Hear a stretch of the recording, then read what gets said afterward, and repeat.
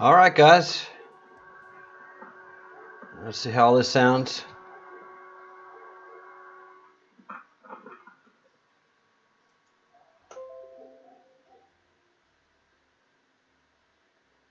All right, here we are. All right, guys. Hopefully everything's good. Let's see how this sounds.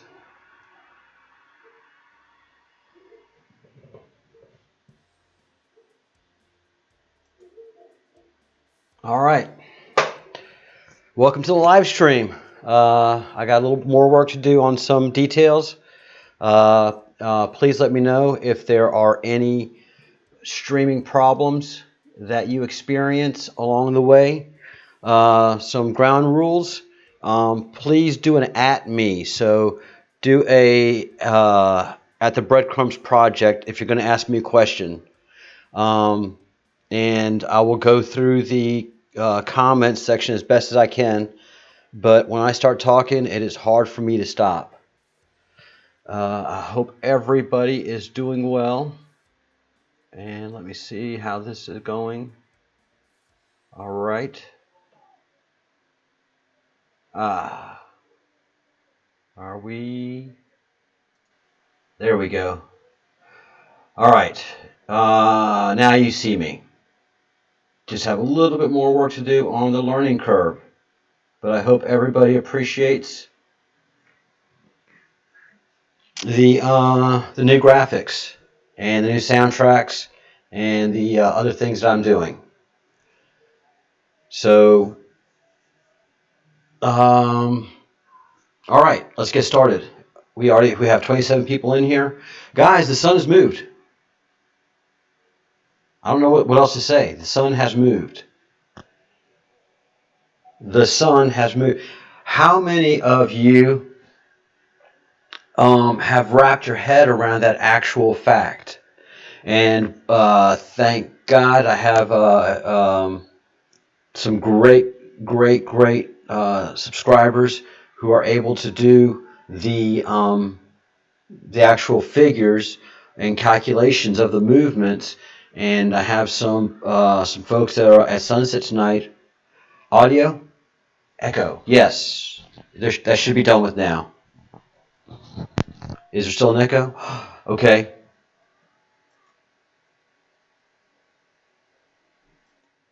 All right, how's that? Man, this software is good. Holy begonias. All right, so how this is set up is you have live stream software, and then it feeds into YouTube. So there's a whole software studio running behind the systems, then that feeds right into it feeds into the YouTube machine. Please let me know if the echo has finished. Yay, all right, a whole bunch of goods. Ah, bueno, Mendoza. Saludos, un abrazo. All right, yeah, this software is good, so you'll have some things to look forward to in the coming days. So the sun has moved, and of course, the sun has not moved. The earth has been moved. The earth is the body that has done the moving. So the sun is exactly where it is. What I feel like is happening is Nibiru. I've been corrected on the pronunciation of the 9th planet, Planet X, the 12th planet, the planet of the creators, the planet of the Anunnaki. I don't subscribe to the fallen angels coming back. That is really difficult for me to wrap my head around, because, I mean, man, if you can move a planet, they have, buenos dias, Foxtang, Filipino, oh, okay, yeah, there's a lot of Mendoza, I'm Basque, so there's a lot of Basque in the Philippines, so there's a lot of shared heritage down the line there. So whoever is badass enough to move a planet, if you've got the cojones to move a planet, I mean, to even subscribe to a wonderful legend that is legend and is part of our, I could be wrong, is part of our mythology, that some fallen angels are going to come mess with us. Those days have happened. That right there is in the rearview mirror. Oh, hey, Kunwar in Nepal, you've added so much to this dialogue. I cannot tell you. I'm grateful for you. So it is just all of y'all have added, and I mean the y'all in a true Southern warm sense. All of y'all have added so much to what this project is doing. So I don't have certificates. I'll if everything goes really well for us, I'll get some membership cards or something. But all of you people on this thread and subscribers have been participating in putting breadcrumbs before me to pick them up. I got the message of the sun moving through this comment thread, through the comments of the Breadcrumbs Project. Somebody had the cojones to say, look, I think the sun has moved. Because who's going to say that? Hi, Doreen. Hello, hello. Welcome back. So, who has the cojones to say, listen, and so, yeah, the sun's moved. It's not setting in the same place. And I'm like, oh, yeah, that's interesting. And so I mentioned it in one of my very first live stream, and 3 or 4 people popped up. Hey, Artur, thanks for making it. I hope Russian makes it, and I definitely hope the electrical engineer makes it. Any electrical engineers, please raise your hand. And if we get into a little bit of altercation here, know that it's just my passion of, dance, biker, dance. Did we have great dialogue today? Come on, man. How was that? Pollyanna, I would love to watch the Angry Catfish Briggs on YouTube. My time is just consumed right now, but one day, hopefully, I will. And thank you, Kunwar. Thank you so much. So much thank you to you. Anything you have to contribute during the thread, it's going to be a long one. Pop it in there. Yeah, Doreen, we have the Russian guy who's just amazing. You just have true science right there. Ran some amazing numbers for us. Environmental scientist. All right, Pollyanna. And a Tardif. Here we go. Tom Baker is the greatest doctor, and I have to give a very, very, very close second to Matt. So there it is, guys. I'm a Tom Baker Doctor Who fan. And, of course, Doctor Who opened up part of my scientific mind and my ability to see things that standard science would not allow, where academia would not allow. And so, that's definitely Doctor Who fan. Am I devastated the way it's going? Yes, I am completely devastating on the narrowness that Doctor Who's taken. All right. And who knows, maybe the TARDIS is actually moving the Earth to protect us. But something has moved the Earth to a point that we are on a 15-degree we're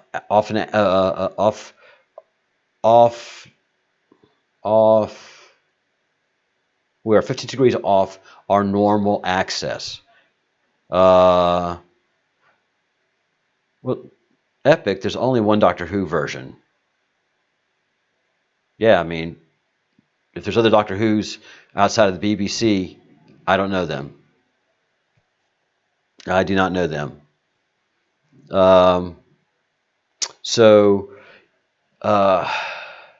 What I feel, getting back to Planet X, Planet 9, does anybody have a problem with Planet 9? Because NASA, the cover-uppers of cover-up science, 2 years ago finally acknowledged the absolute fact that there has to be a Planet 9 due to the structure of our orbit.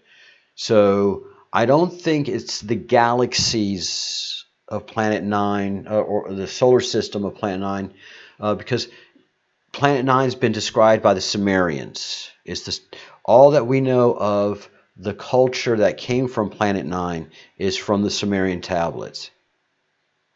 Anything that we have about the gods, whether the gods, I think, were Greek in nature, but they could have been on the planet active up until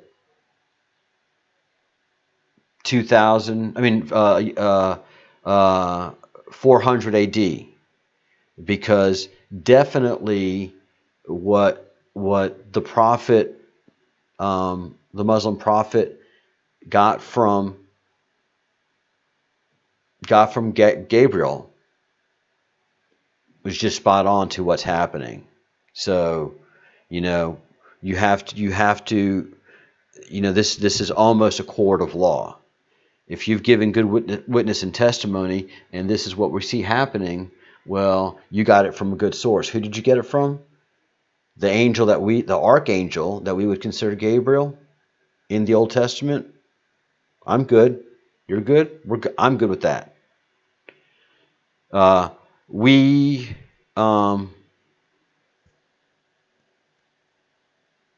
Oh, Tardif.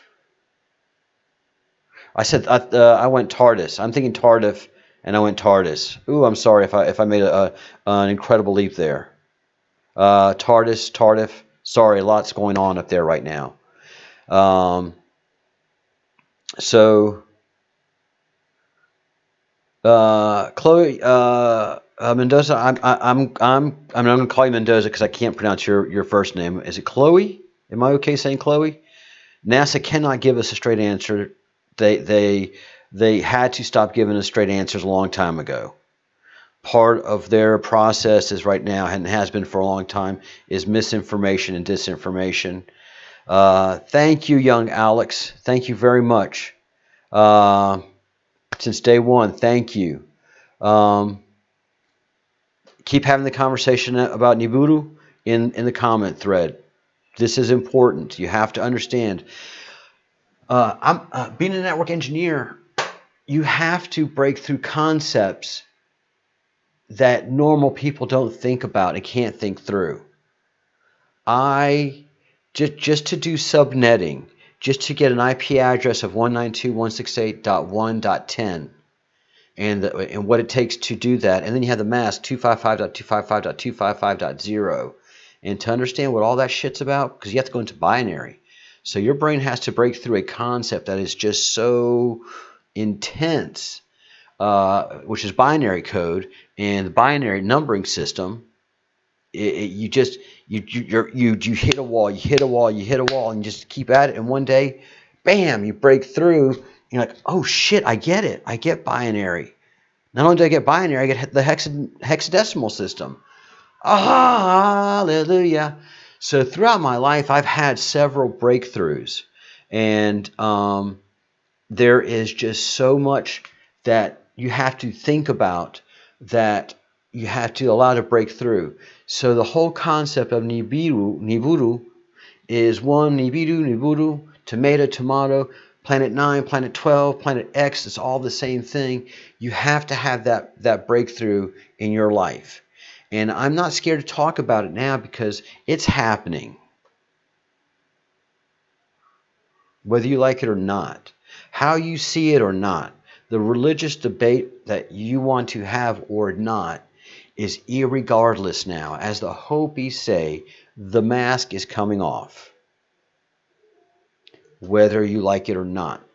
Now, you can enter into this discussion if you have a religious philosophy, but you're going to have to leave certain things at the door, because this is a philosophy. Philosophy is not poetry, and there's reason that philosophers aren't married, and the reason philosophers don't have good relationships, because they just have to speak the truth. They can't be in a, no offense, Pollyanna, but in a Pollyanna kind of way. So a philosopher sees it as it is. So,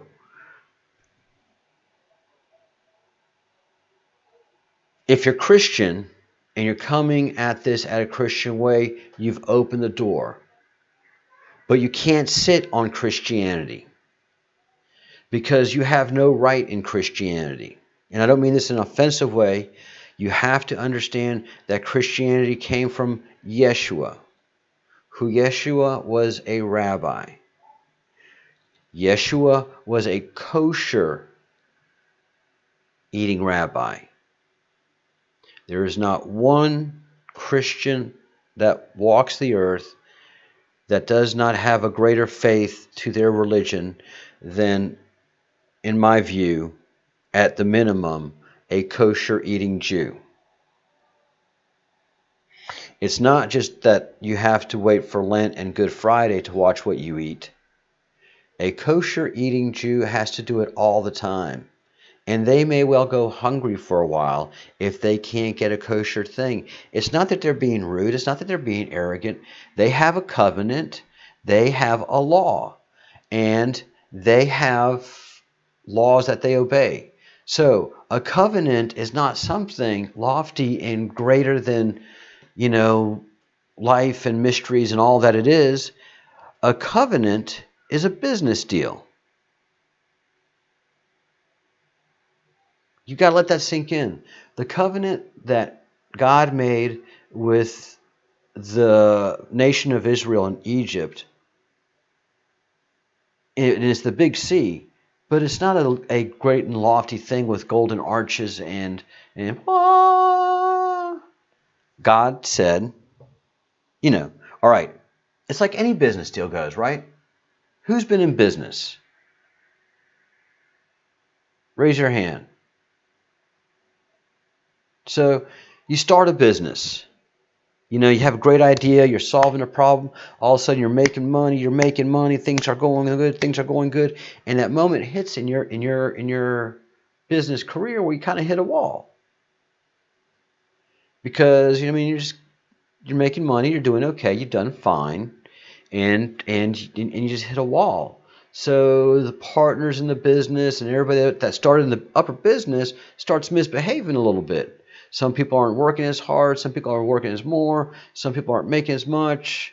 So there is you hit a wall in business and negotiations, and that's the beauty of having a board and a CEO setup. You just avoid that wall. We're going to incorporate. You're going to be the board. You're going to be the CEO. You're going to keep an eye. Board, you keep an eye on the CEO. CEO, you make money. What about we don't care? You make money, and we handle the issues. So we'll have meetings, but don't come to us with problems. We've hired you to solve the problems. We are the board. We have a visionary view of the whole world. We don't want to get bogged down in the day-to-day stuff of the company. We have our own companies and structures to run. So we have a different view of the business that you do, CEO. You make money, you solve the problems. If there's things that we have to do to make it work, well, yeah, then, we'll have a board meeting and we'll change some bylaws. That's huge. It's got to be big. You can't bring everyday problems and say, I can't do this, so we need to change. No, that's not how business works. So sole proprietors, we're lucky people. We're very lucky people. I'm a sole proprietor as well now. And I've started many businesses, some successful, some not successful, some could have been successful. I just didn't want to be successful because I just didn't want all the drama, man. I just want to make this business happen. I wanted to bring solutions, but once your business gets started, you get drama. And so you hit a point where you need to have laws and structures that everybody agrees to, right? This is the bare minimum that you're going to do to be part of this thing, right? Right. What are the things? All right. I'm the God. I'm the big poobah here. I freed you guys from Egypt. We're good? Good. All right. So, I'm going to write the laws. And it's just not a negotiable thing. I mean, there's no negotiation on this. The Israeli people, the descendants of Abraham, but specifically Jacob, Israel, and you are the nation of Israel, which I just took out in slavery in Egypt. Y'all had it so bad over there. And what did you do? I'm working the details out with Moses. Moses has been through hell. So we're up here, we're doing things, it's kind of heaven. You don't know what's going on. He can't talk about it, but now what do y'all do? You build a calf, you start worshiping other things, you give me the finger. You don't get a point of negotiation. I'm going to lay out 613 bylaws that make this covenant, this one big law, has 613 bylaws. Many of y'all don't realize it, but to be Jewish, to engage in the covenant as it was written, you had 613 bylaws to obey. As long as you're obeying all those bylaws, you got God. You stop obeying those bylaws, and it's up to God's discretion when He wants to break the covenant. And at what point level? I mean, you break it, you've broken it. You meet the 613. Yeah, some of them are some of them are gross, disgusting. Some of them are outlandish, but this is a business deal. You're in or you're out. We are in. We are in. We are in. All right. So I'm going to put the 613 laws on these little tablets, these little cuneiform tablets. All right? 613 of them. If there's any questions, you go into the ark, you pull out all 613, and if you don't meet one of them, there's punishment. Depends how far. If you don't do the first 10, you're out. Okay. They're all down there at the base of the mountain, and they're starving. It's a God that's talking to them, for Pete's sake. So Christians really don't understand this perspective, the greatness of this moment, because they're on the new covenant. And they have the reasons, and we have our reasons, that we think that it's okay to be on a new covenant. But God hasn't appeared before us and said, all right, I'm down with this. We've just said we can do a new covenant. We're not being struck down by lightning. We're on our way. We think this is a new covenant. And I thought that way. I thought that way for 40 years of my life. I was down with that until I understood the Jewish covenant. Then I looked at the new covenant and said that hasn't been signed off. The Vatican tells us, Christian missionaries will tell us, ministers, because they've got skin in the game. We're the sheep. So they're pastors, and we're a big flock. Come on, And by the way, please understand, part of this whole subroutine of humanity, you have to think of it in programming layers. We have our base animal instinct, but right there, one of the first subroutines of being human is the Tower of Babel effect. Fundamental. The Tower of Babel effect is fundamental. So we are not going to understand each other.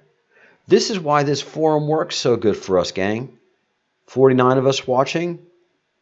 This forum works so well because we can't argue. I talk, you type, some of you listen, some of you are having a conversation, not even listening to a word I say.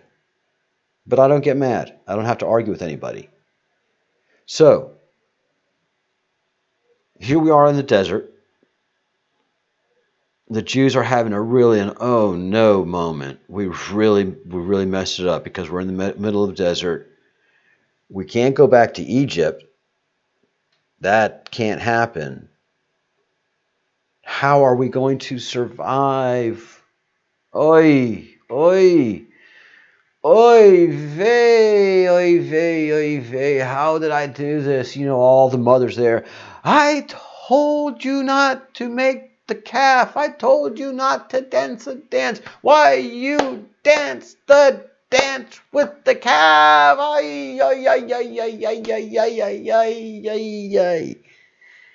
You know, and God's like, oh, geez, man, what am I going to do with this? All right. If they can do this, and it's complex, but these are smart people. These people will, and plus, you got to make them work. If you give them too much free time, they're going to be, they're just going to make trouble. 613 commandments. If you can't do it, you're in the desert, you're going to die. All right. Good? Because they feel the deal's coming. They feel the deal's coming. All right. First of all y'all that are here are not going to see the promised land. Let's start right at the hardest part of this deal. This is God talking at the foot of at the top of the mountain to the Jewish nation. You're going to live, but you're not going to. I'm pissed. I am capital P pissed. Moses has saved your lives. Moses is so golden, so good, so beautiful to me. And your great-great-great-great-great-grandfather, Jacob, was so important to me. And your fundamental father, Abraham, was so important. I'm going to do this. But you lot are not going to see the promised land, okay? We're going to go through the desert 40 years, and you're going to have a pretty good life about it. You're not going to have to work hard. Food's going to come from heaven every morning. You'll have plenty to eat, you'll have plenty to drink. But all of you have to die in the desert. Your generation has to die in the desert.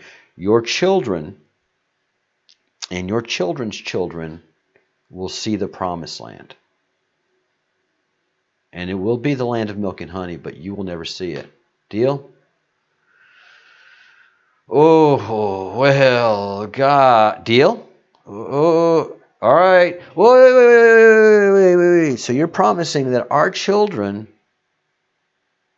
this baby in my arms, that had nothing to do with this decision, this baby Aaron, will be able to be in the promised land, but I won't. And God's like, oh man, they just want to split hairs. They want to split hairs. Okay, every adult that made the decision to worship the calf, but the whole generation now, right? You're not going to see the promised land. You're going to live till old age. You're going to die a natural death. I'm not going to smite you right here. But that baby you're holding, and that little baby right, and the children right here that are beautiful. Yes. And a reluctant nation made a covenant. Christians did not make that kind of deal. So this is a deal that the Jewish forefathers said, all right, I'm going to die in the desert, but you, my son, and the children that I have along this journey are going to see the promised land. Let this weight rest upon your shoulder. I am Jewish in faith, but I cannot call myself a Jew because I cannot imagine. I can speak of the burden of carrying that weight. I can speak to it. Can I feel it? No. One of my grandfathers came from Great Britain, and my other one came from the Basque region.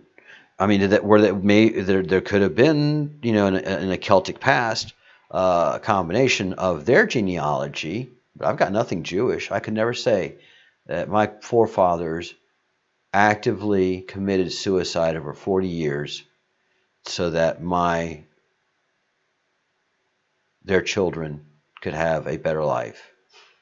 and many Americans have made that sacrifice, and so many Americans mock that sacrifice, and so many Jews mock the sacrifice. But the covenant was the covenant was the covenant was the covenant.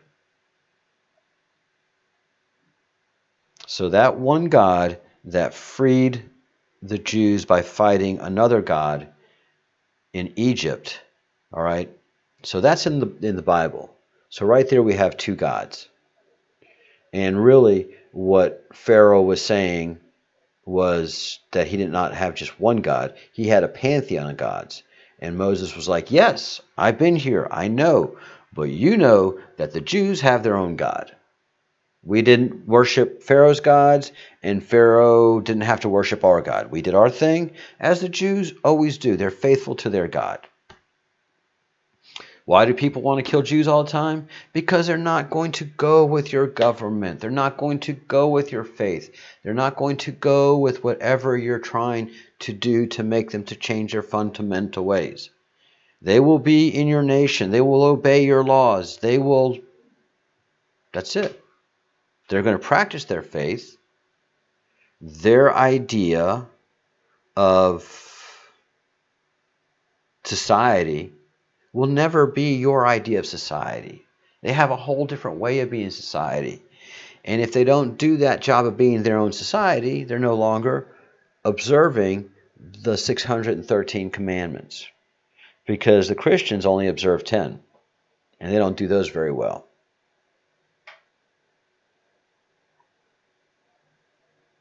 The Christians observe 10 of 613 commandments. And Christians can say actively that they can lay claim to Christ because Christ observed all 613 commandments. All the stuff that he was talking about during his time that is written in the New Testament. And it's not the New Testament because the Old Testament is not the Old Testament. The Old Testament is the Torah. That's the proper name of it, okay? Tomato, potato, patata. We're calling the whole thing off. It's not the Old Testament. That's an insult. It's Torah. You want to be called by your name? Fine. But don't call my sacred document by another name and then lay claim to faith over it. And then dismiss it entirely, make your whole thing up on something that this guy said. And this guy was talking Jewish law. He wasn't making up his own law. This rabbi, and a rabbi is basically a lawyer in a court that is based on Torah. So everything that he was fussing and cussing and yelling and spitting about at the temple, here and there. Look, you read the story of Jesus and his ministry, which people call the New Testament, but I'm going to have to call it as it is. It's the story of Yeshua and of his ministry and his miracles. I will grant him the miracles, but I will not allow anybody to take away who he is and what he is doing. All right? He was doing everything in a Jewish way. And what happened is, over time, telephone happened to what he was doing. Because he was doing great things. I mean, he was talked about. He was talked about. He was written about. He was the Shakespeare of his time.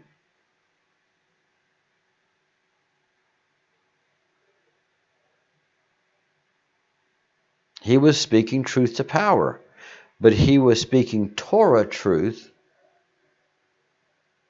to Jewish power.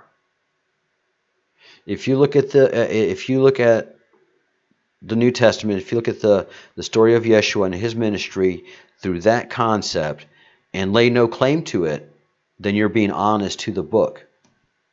Now, if you read his story and you say, I want to follow that rabbi, well, then you got to do what he did. It was Paul, well after Yeshua's death, that said, "Oh, I saw Yeshua on the street, and he said everybody, and it was a dream, by the way, guys, it was a dream, and he said you don't have to eat kosher anymore."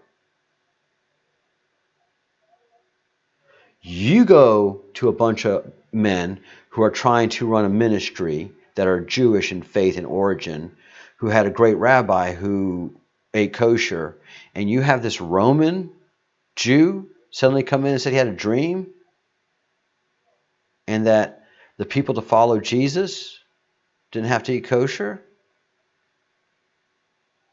Well, then, you know that's huge. All right, so that's the way it went. But the 12 apostles of Jesus, where I live here at the end of the Camino de Santiago in Murcia, Spain, Santiago, St. James the Elder, was a kosher Jew. So as we approach what's happening with Nibiru, you have to bust through your Christian logic, and then the Jew has to bust through their Jewish logic and go back to their Sumerian roots with what they were taught in Torah, channel it through their Sumerian roots, and then you have the straight line of the keepers of the message of the creators, because it's all well documented in all of the Sumerian tablets. And we've deciphered a fraction of those. So, all of this has been laid out quite well, and the fact that Nibiru keeps coming back in cyclical cycles, and that we have great beings and great changes and things that happen, well, there you are. I think one of the most brilliant things is, how many of y'all been to rock concerts? How many of y'all been to any kind of event that is really epic in proportion? And especially a good Broadway show that uses the whole theater, where people come in from the back, But I'm talking about, God, who did great swoop-ins?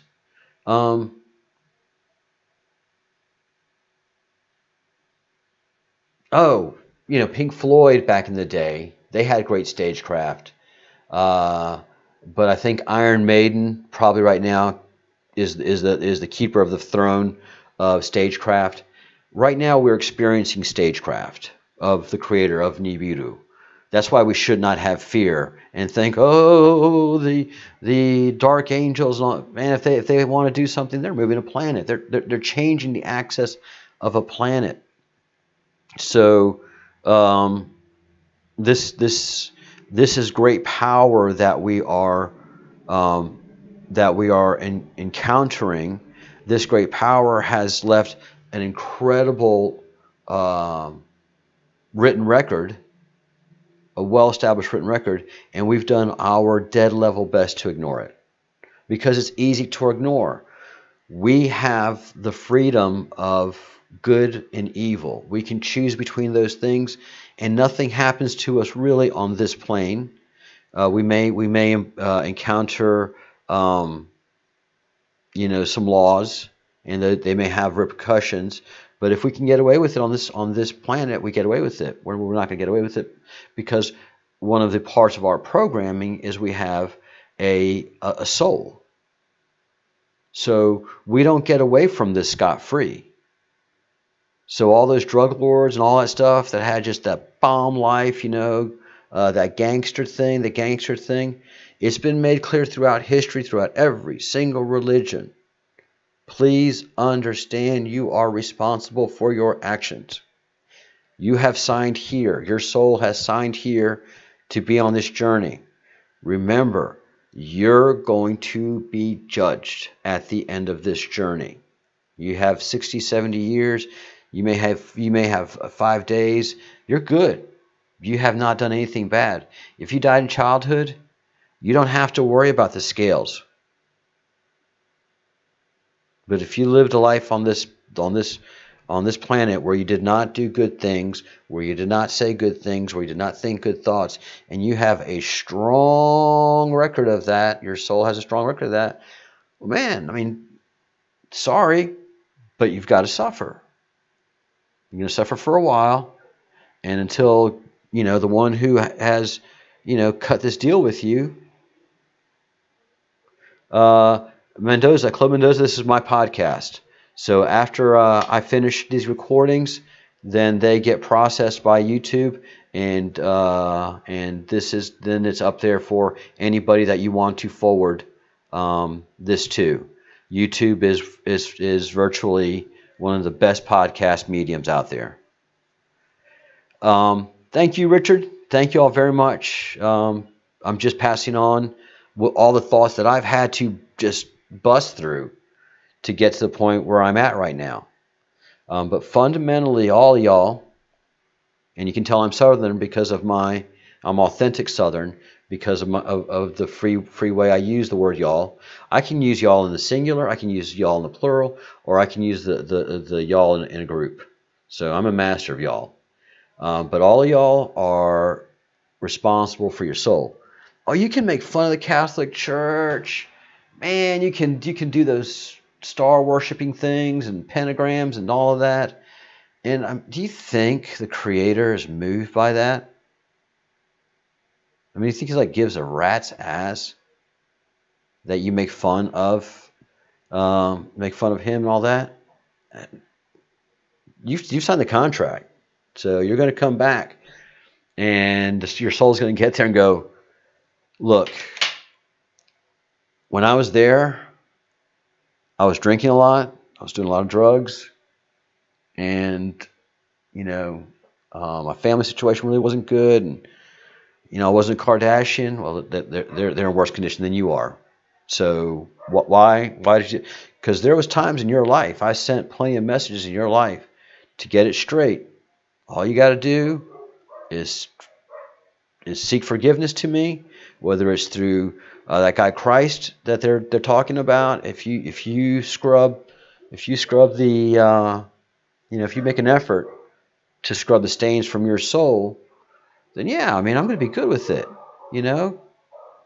If you seek true forgiveness, forgiveness is yours. That's my deal with those of you who are not Jewish. Now, those of you who claim to be Jewish and boast to be Jewish and take advantage of the benefits of being Jewish, and you're not following the contract, well, you're committing fraud. And I'm not down with that. So, no, you're in trouble. All of y'all, to a one that has done anything against those Jews, especially the most humblest and meekest Jew there is, oh, the gas chambers. Oh, when your time comes for your soul to be weighed, and you get to see what happened to those people that took those completely peaceful Yiddish Jews. All of you that picked on those Jews that were unarmed, peaceful, all they did was their business. They did good business. They paid German taxes or Polish taxes. They were good taxpayers. They were good citizens. They were unarmed. They obeyed all of your laws. And all you had to do was herd them up and just process them as gas chambers. Oh, you cannot imagine the hell each and every one of you are going to suffer. Doesn't bother me. I created you. I've got billions, y'all. Billions. And I saw what you did to them, the kicking, the mocking, making them cross the street. Oh, I got something for you. And all of y'all have had parents or parental figures. You know, it's not that parental figure that lashes out immediately, when you do something. It's the one you have to wait for. The parental figure that, oh, when I tell so-and-so, when they come home, and I have to explain this to so-and-so, and you have to wait 3, 4, 5, 6 hours until it's explained to them, and you have no say-so in that court. You have no lawyer. You have no representative. Your story, which is probably a pretty good fabrication, a lie, just not going to hold water. You did bad. Mom's got to tell dad. So it's not that immediate thing that, you lost the war. Oh no, you're going to die, and then your suffering begins.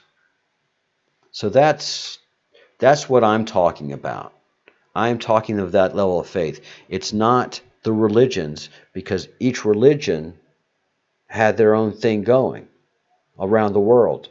Chinese, Indian, and the Indian faith goes way back to the Indus Valley in the Hindu faith. That's the oldest religion. Oh my God, yoga and practicing the pure Hindu faith, and going back to the Sanskrit and practicing the Indus faith. That's a whole level that Jews, Christians, and anybody that doesn't practice that part of the faiths that were taught to us, man, there's so many levels you can't even begin to get to. Third eye. None of y'all know what a third eye is about. But you have to do so much to break through to get it. It's a gift, but you have to work hard to get it. The Jews don't get the third eye. Well, some do. There's the Kabbalah, and there's interconnectivity of Indus Valley and of the Sumerian people. So those that dare explore get the third eye, and those Jews that get to experience third eye are extremely lucky, because they've been given many gifts, and because only of their sacrifice of obeying their contracts, their covenants. So to be a yogi, you just don't go to yoga class. You have to practice. You have to do a lot to get there.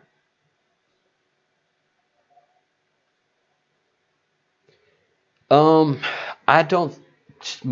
My experience with the third eye, which I do have the third eye, and it was amazing when it opened. And usually when I get into a right channel, I get to experience it as I'm experiencing it right now in this conversation. I don't get to see anything more unless what I'm saying is things that I've seen, but I've not seen them through revelation. I've just seen mine through following breadcrumbs. But and my yogi, who kind of freaks out a little bit about it, understands that the third eye is present and has seen its manifestations. But I don't get any higher power for seeing it. But I do think it has helped me see a lot of things that I'm discussing. So all of the faiths have their story, and you have to go back to the oldest ones. And there's a reason that I've taken you on this long trail, because I'm going farther and deeper than many of these other religions, and this is with all of the world's basic religions. So this is a capture that I saw from one of our great subscribers, and Leak Project yesterday, 18 hours ago, did a stream, and he happened upon some petroglyphs in the border of Utah and Colorado. You know, understand, this is Hopi area. This is Hopi area. So the Hopi are one of the tripwires of all of this. Their Kashnas have given us a lot of what we're experiencing.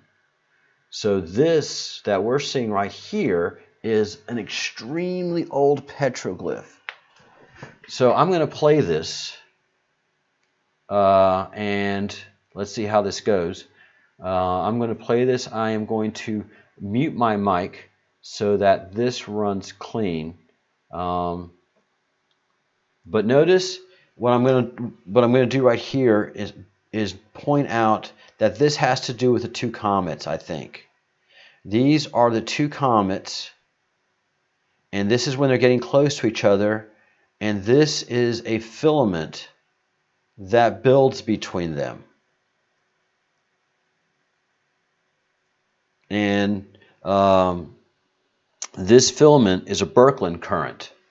It's a well-established principle of electrical engineering. And so these two high-energy objects that I've been talking about begin to intersect. You begin to see this Birkeland current. They begin to have a stream of lightning between them because they are in a vacuum. These two comets are in what we would consider a vacuum. It's an ionized vacuum, which allows for these currents to happen. So if you can think of those disco balls back in the 70s, that you would touch them and you see the electricity in them, that's kind of that effect that's happening. There's a vacuum in that case, and there's a charged electrical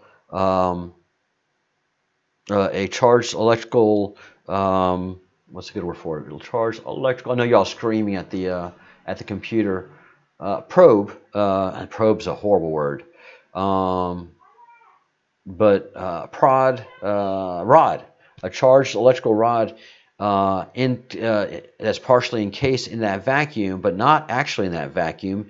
It's surrounded by glass. So that vacuum has its own charged particles, and so whenever you touch it, that electrical lightning, it just happens, and it's simple. It's low-level Birkeland currents because you're not getting a full charge. You're just getting the colorful bits of it. So if it's just one finger touching it, that's super bright. If you have 10 fingers touching it, then you have 10 super dim electrical things, and you're a mad engineer. And then you do it enough to touch the metal balls, and your hair gets all frizzy and stuff. Well, those are Birkeland currents, and these are Birkeland currents of the two comets that we begin to see when the two comets come together.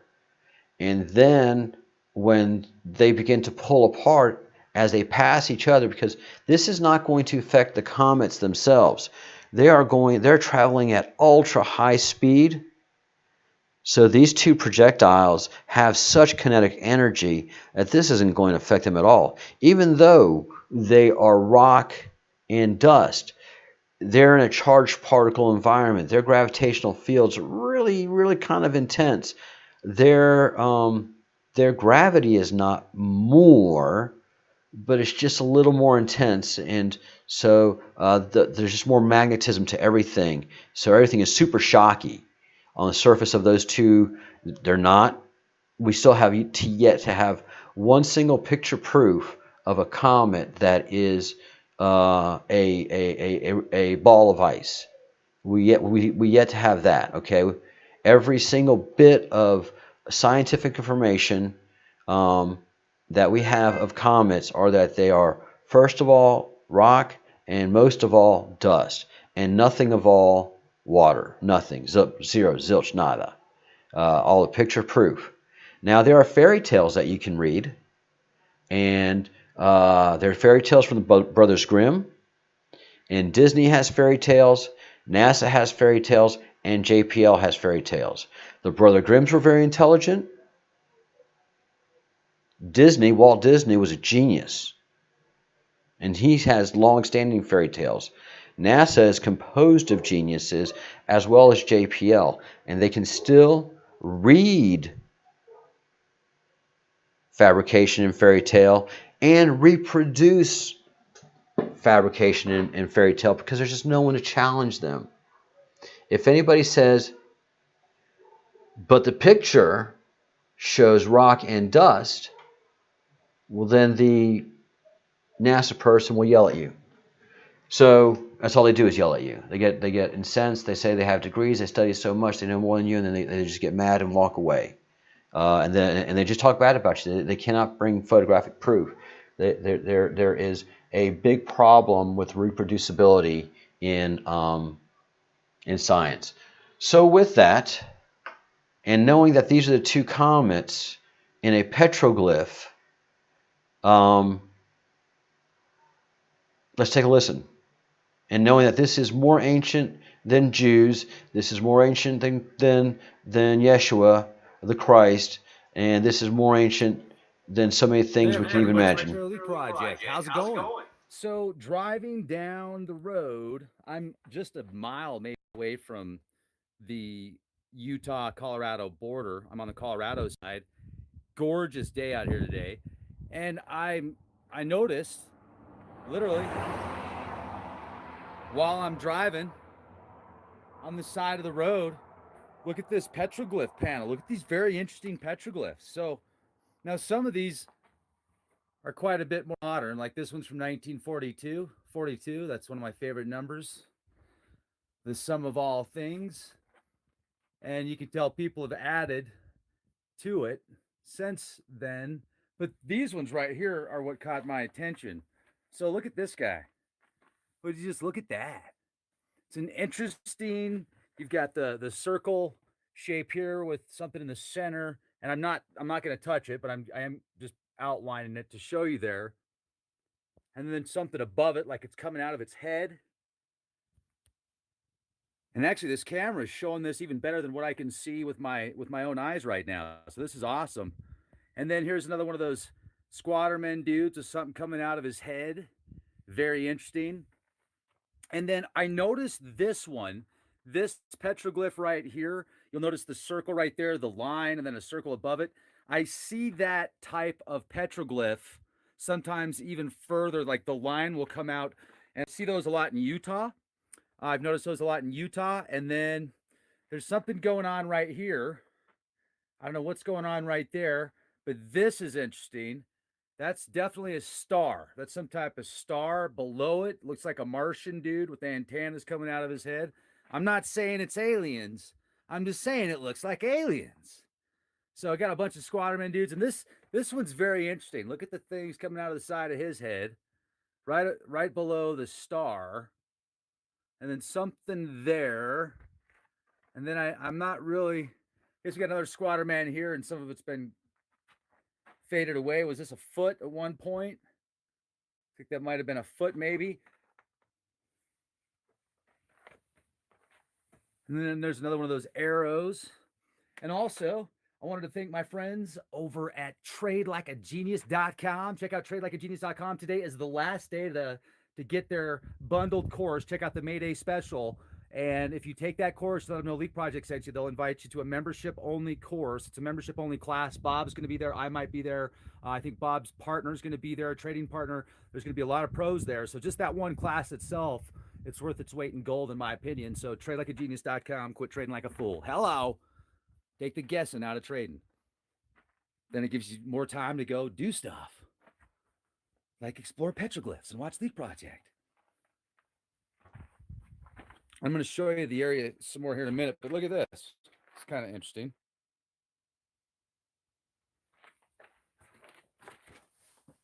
Oh, come up here. 46, there's something up there. I don't know what to make of that. Oh, look at this. Look at, woo. Yeah, I hope you stuck around with me because look at that. That is what I'm talking about. Oh, man. definitely got something going on here. Look at this. This is old. Look at the way that they pecked this. The way that this was that is awesome. That is yeah. Hello. And then right there, then we got another one right here. What else we got? This is too cool. Man, this is so great. And then what is that? That was jeez. See, you can oh, we got a whole bunch of stuff up here. I'm gonna have to go explore. This is great. Like an eight symbol. Got another one right there. This is the view.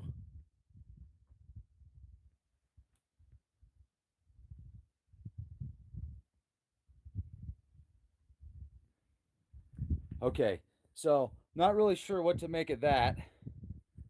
I've never seen anything like that before, but this looks old because it looks like they did the pecking thing there. What like the way that they carve into that. And then we got some of these, looks like solar flares or star symbols of some type. And then another one right there. And then the 8. I've seen all of this before. And it looks like there's possibly like a looking glass thing there. Oh, then you got stuff right here. Check this out. Ladies and gentlemen, we have hit the mother lode. I've never seen, these are old. This is very old.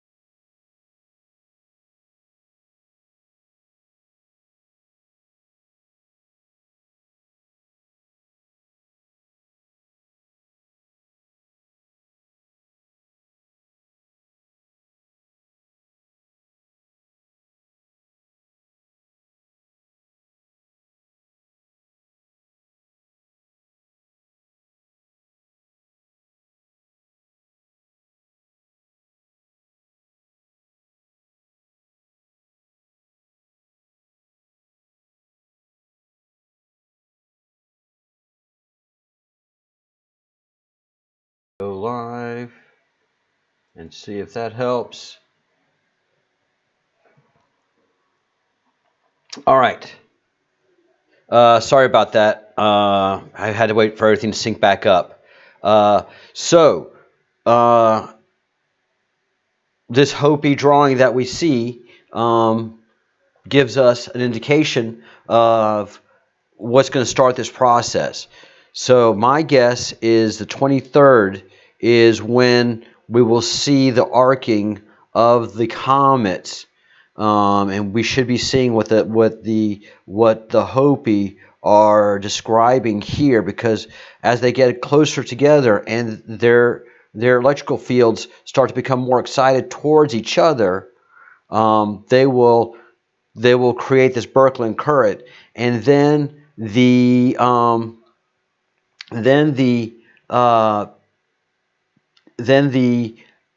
disengagement of them, if I understand the way these Birkeland currents work, is when they disengage is when we'll have the big pop. So yes, they will dance in the sky, Epic. That's exactly what's going to happen. You're going to see this beautiful coloring movement, and then when they part is I think when the actual EMP event will happen, and that will be a big energy event when they pull apart, because it's going to be together, and those last remaining bits will just explode. And it won't be an explosion of bits and pieces. It's going to be worse than that. is going to be an explosion, a nuclear style explosion. So it's, as I explained last night, a hydrogen explosion. It's not the nuclear event that really messes you up.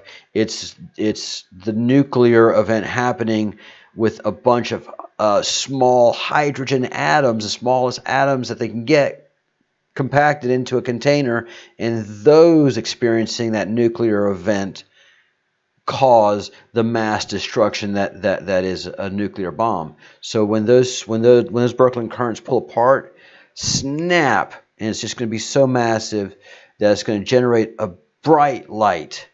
And as that light travels through the vacuum of space, because again, this is all happening in the vacuum of space, but in an incredibly charged environment, then the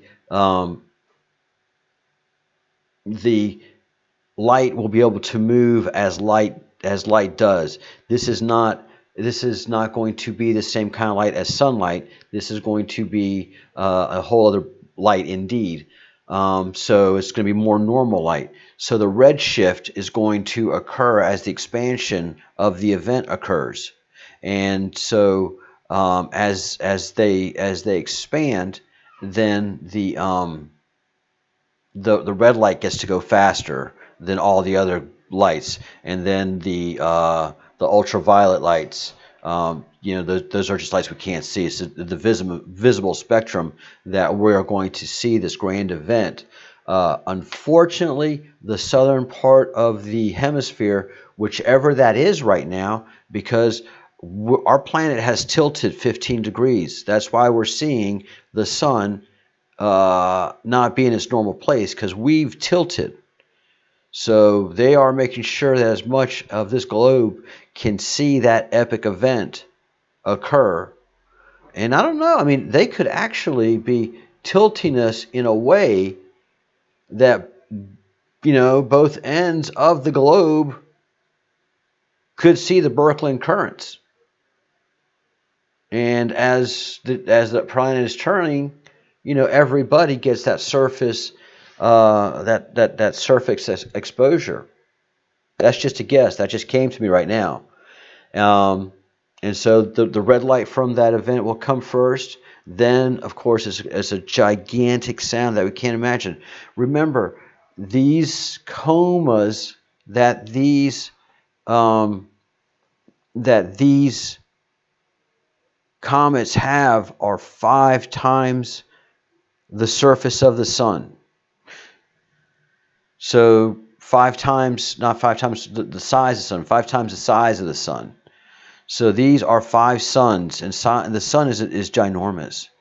It's 493,000 miles in diameter.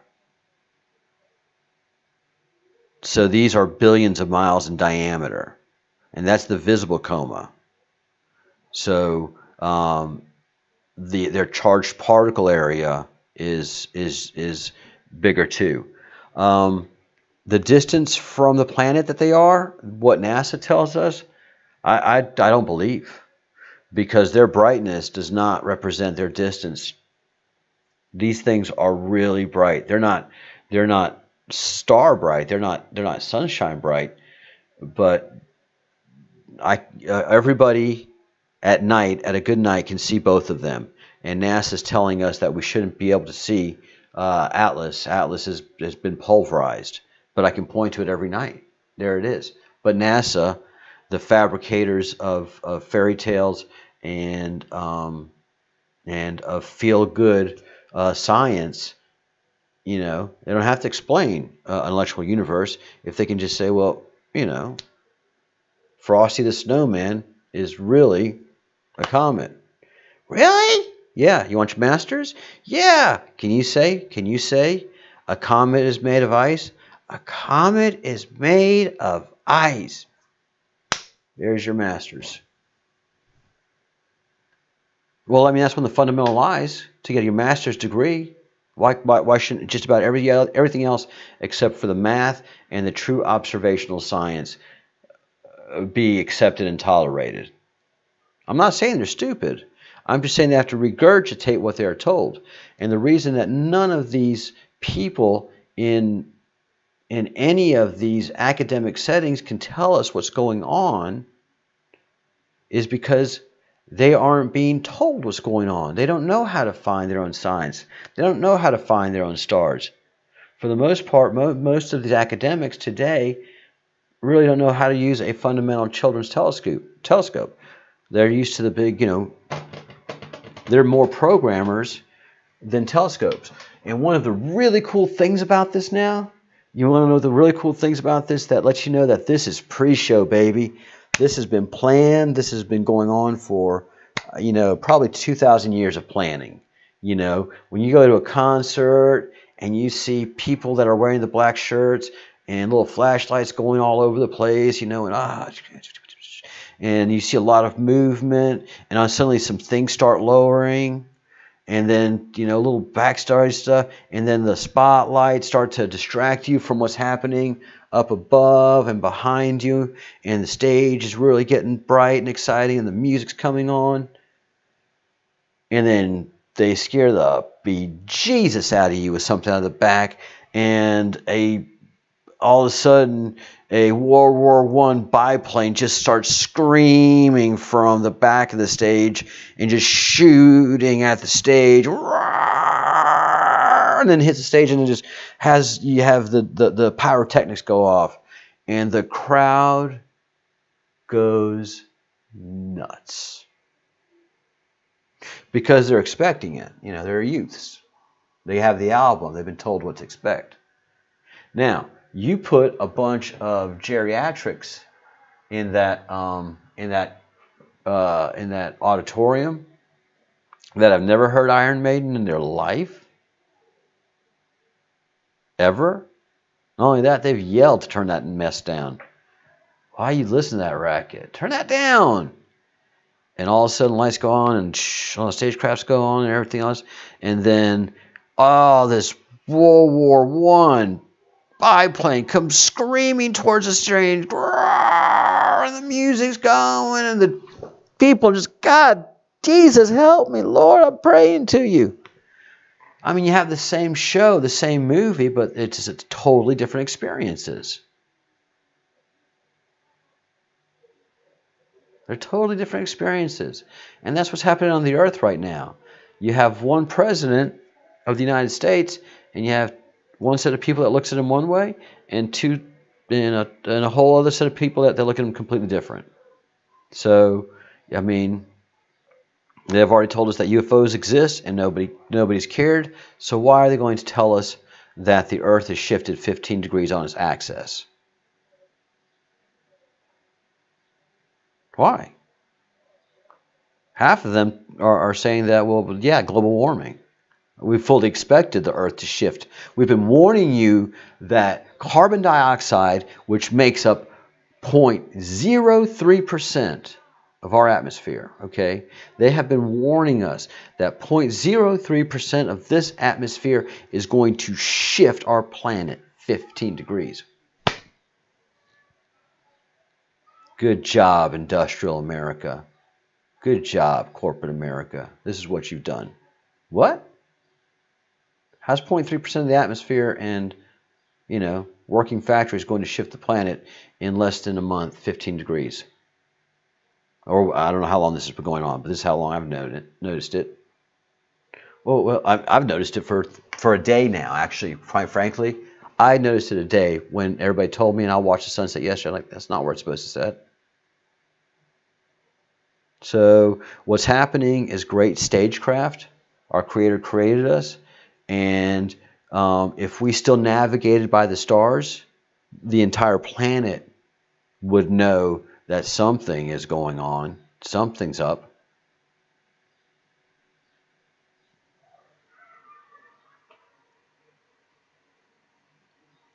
But they can't.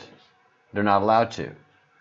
They are doing GPS. Everything that moves nowadays goes by GPS. Nobody navigates by the stars anymore. You put a sextant in somebody's hand and tell them, give me my coordinates? They are doing. Can't do that right now. Everything. Double checking the stream to make sure everything's okay. So GPS gives not a rat's tail about the position of the stars and the sun.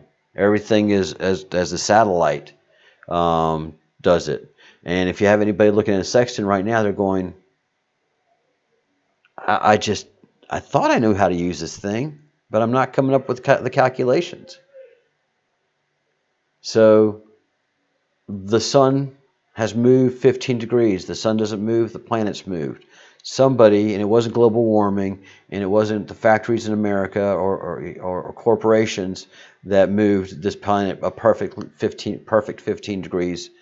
Somebody did. So somebody's doing some, and Epic, I'm going to use your name, some absolutely incredible and epic stagecraft to prepare us for something magnificent.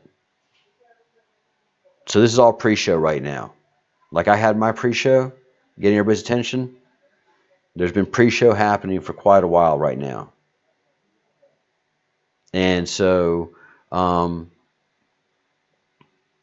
it's showtime, baby, it's going to be showtime. And for those of you in this stream who are able to start making the Michael, the pole shift has zero effect on GPS. GPS solely has to do with those satellites, the distance from each other, and from where you are.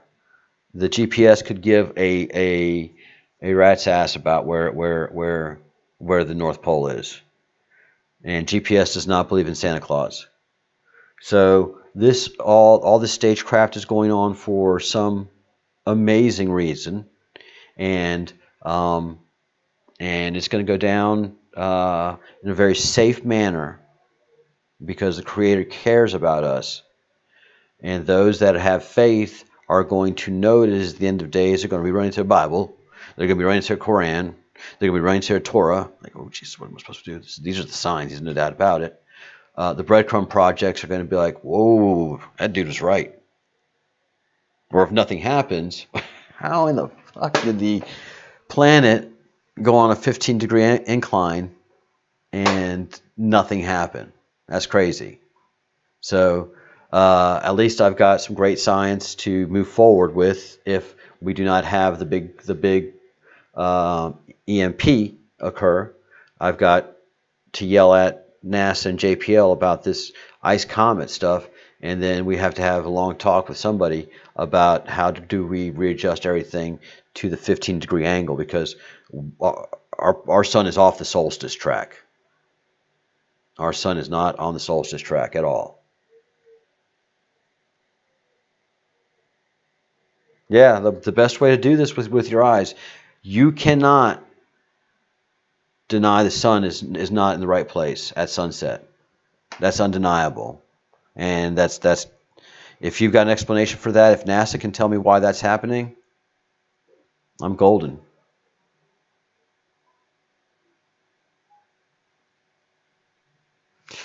And phones, most people are stupid. I've been stupid. God, I mean, I've been stupid all of my life. I'm stupid right now. Depends on who I'm talking to. I'm smart for some people. I'm so smart for some people that we can't even hold a conversation. And then I get to some people and I'm stupid. So it's part of the plan. It's good. Don't knock anybody for where they're at, because you're not responsible for them. They're ultimately responsible for their own experience. Data 1B4 is in the house? Get the fuck.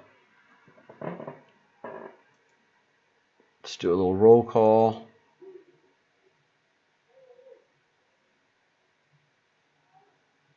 Data, are you here?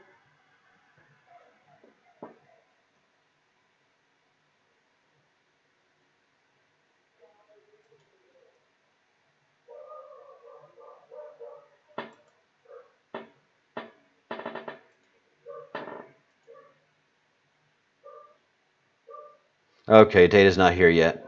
Hope Data gets a chance to make it. All right. Thank you, Michael. Thank you. I've worked hard to build up all of this knowledge and wisdom that I've acquired, and it's not easy.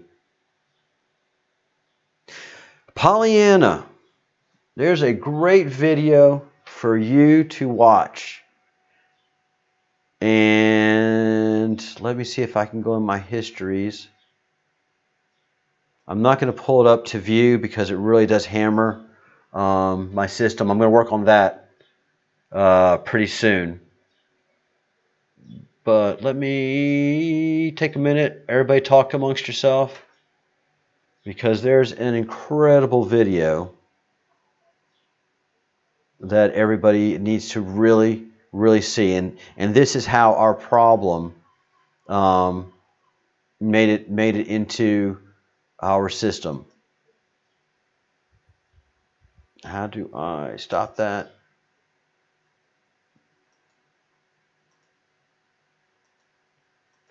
All right. Why do you have to make everything so complicated, Google? All right, I'll go here.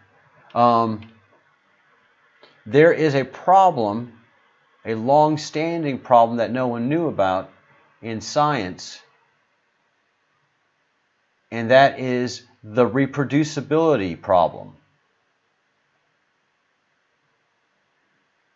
The reproducibility problem is something that is a disaster in science.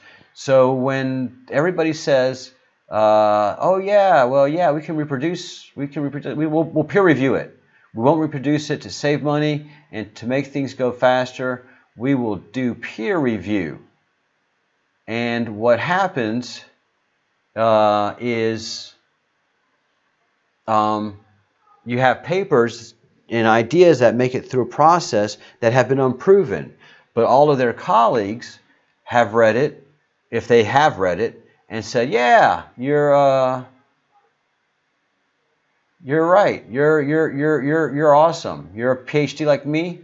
And in the PhD club, we just keep the club pure and clean with our own thoughts, and not allow the taintedness of having to do actual research to cloud our academic view and how we educate. So what we've found is when they go actually to reproduce the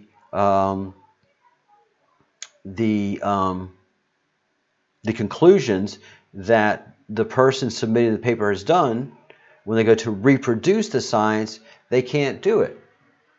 Reproducibility crisis in science. All right. So, write this down, people. The crisis is called reproducibility in science. The reproducibility crisis. And fundamentally, science right now is not, in many ways, is not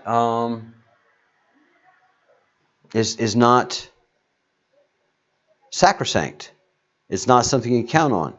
So, if somebody can reproduce for me, not using words, but actually using picture and data, reproduce the postulation, the conclusion that comets are made of ice, then I will agree with you. Comets are made of ice.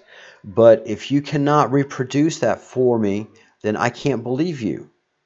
Because the science and photographs that I have before me say that the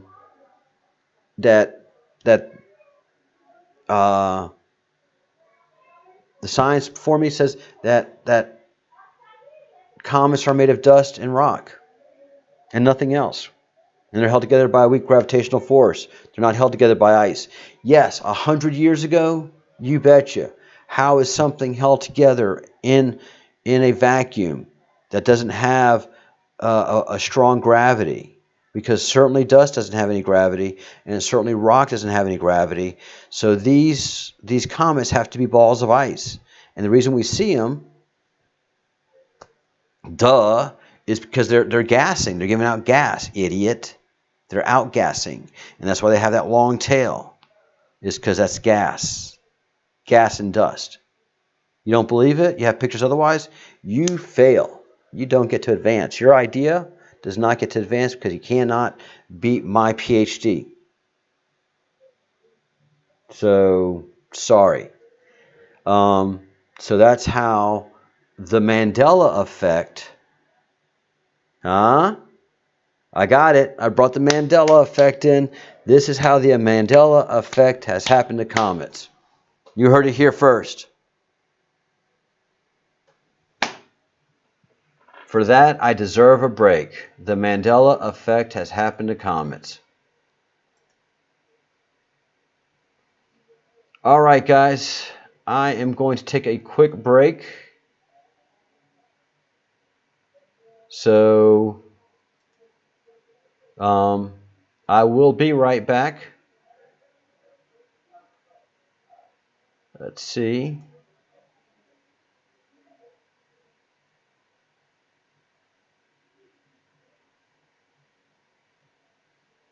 And let me bring this up while I do and see if this has an effect. This is just a test. That's what I'm talking about. Yes, good job, Leek, on finding those petroglyphs. All right.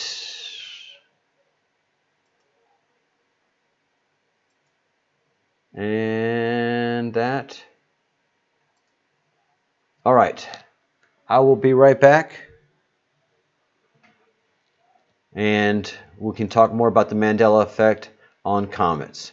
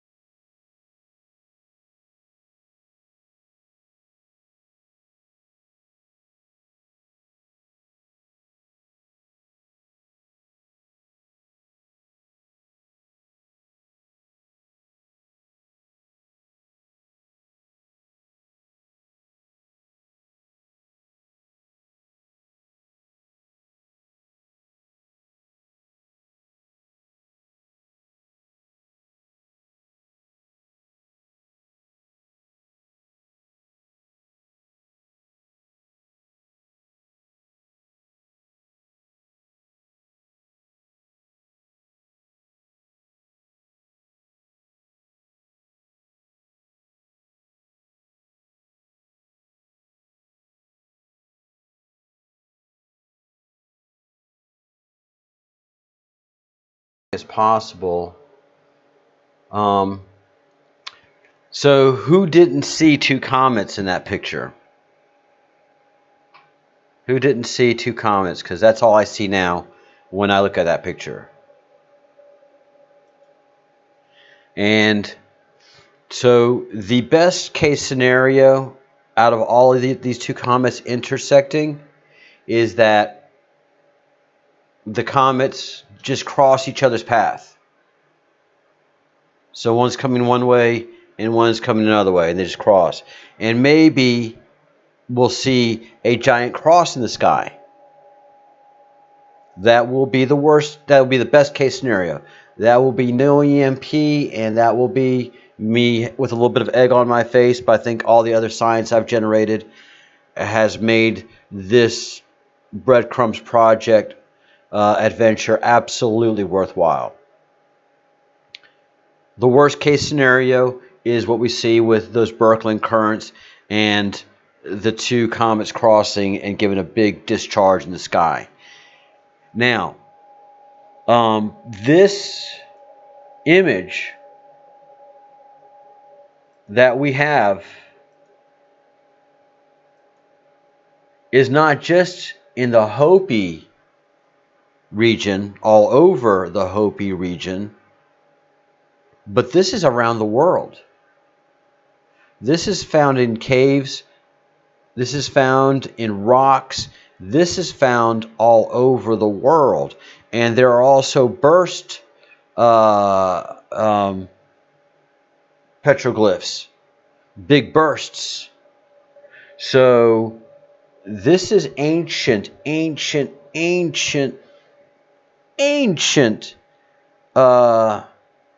scribes. These are people that don't have a written language that pecked this into stone.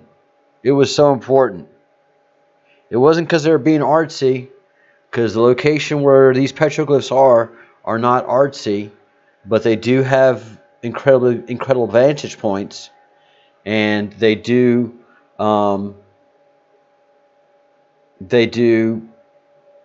incredible work in telling the story.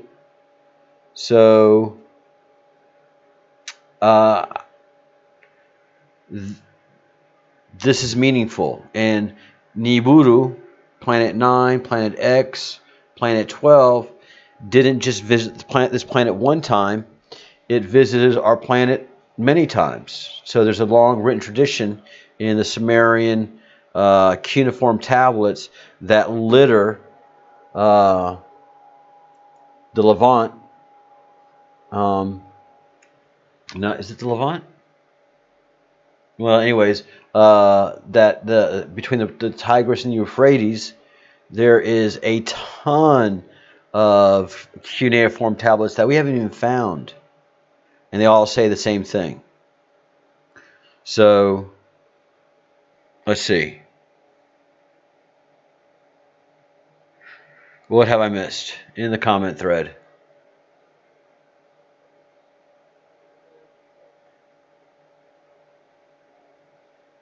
Hello, Queen of Fashions. Hello, hello.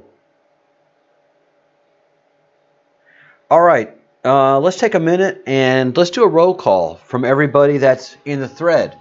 All right, there are 58 of us here.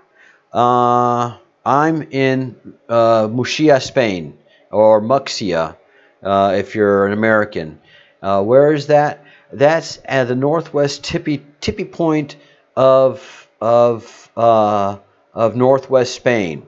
So I'm in an area filled with Neolithic structures, stone circles galore, all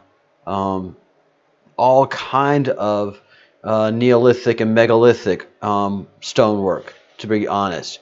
So just stuff that's mind-blowing.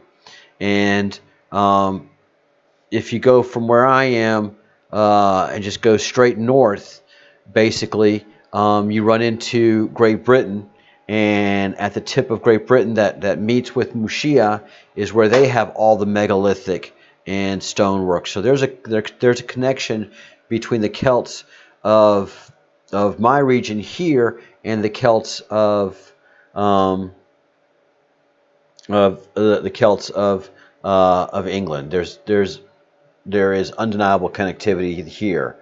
Where the Camino the Muxía is important now is it's the true end of the Camino de Santiago, and that's a pilgrimage that takes a person walking in penitence, a person communicating with God day in and day out, and in their own struggle. And why are they doing a pilgrimage? Because they have something that they can't deal with at home or on their own, or just something that drives them, that calls them to this Camino. And Mississippi. All right. Well, I grew up in Baton Rouge, Louisiana, Joe. So as part of where I grew up, when I was from 11 years old up until I was 18 and went to the Army. And so this is a very holy ground that I live on right now. This is probably the most sacred ground to the Celtic people of the Iberian Peninsula before Catholicism finally took over the entire European continent. They fought hard not to lose this peninsula that I'm sitting on. In terms of Spanish towns, this is probably the youngest Spanish town in the Iberian Peninsula, because it never had a population on it. It's very sacred ground. This is where druids would perform amazing feats, and they could read the stars perfectly from here. So Muxía is very, very special, and I'm in Spain. We have England well represented. Kent, England, of course, epic. We have Mississippi, North Carolina, New Jersey, Connecticut. Hey guys, welcome to something that's world-changing. Celtic, Richard, all right, and Nordic. I bet you when you lose your temper, that's got to be a treat. That has got to be just a wonderful experience. Because Celtic and Nordic, when they go, there's very little pulling them back. Oh yeah, we definitely have some interchange there. All right. England again, Holland, that's right, Realist, thank you so much. All right, New Zealand, down under. Yeah, JB, you were asking about it. So no, you're not going to see the Great Arcing. I don't think so. But man, you can see more of the Northern Hemisphere than you have ever before, because we're at we've tilted 15 degrees. Our planet has very recently tilted 15 degrees. I don't know how fast it happened, whether it was a month, 2 months, or over 6 months, when one of my commentators said she had noticed it up to 6 months ago, almost a year ago. No, an EMP cannot kill you. You will have no effect from an EMP.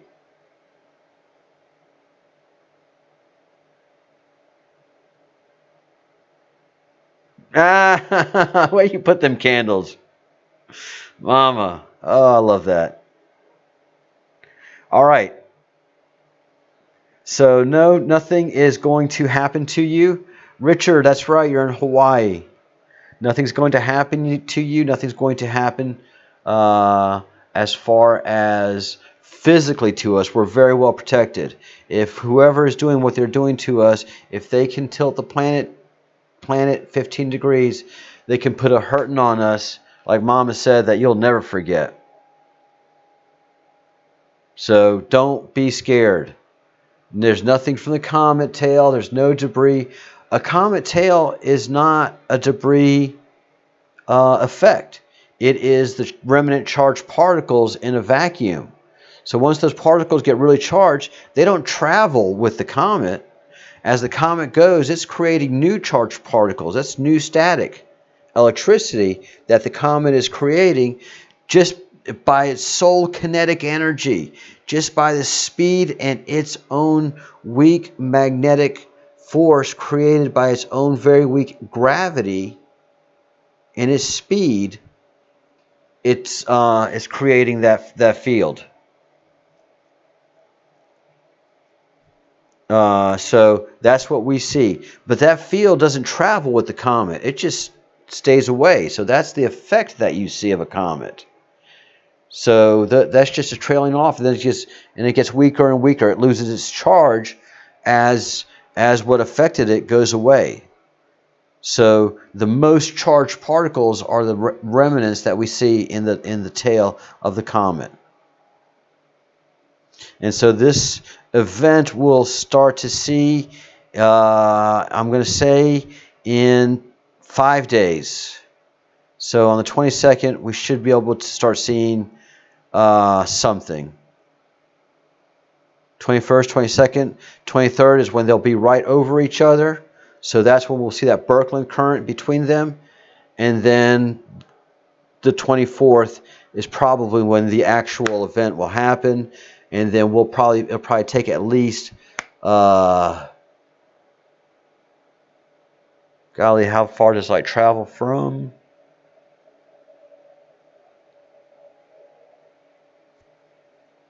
We'll probably see it within a day. Within a day, we'll see the light coming, then the sound, then the EMP.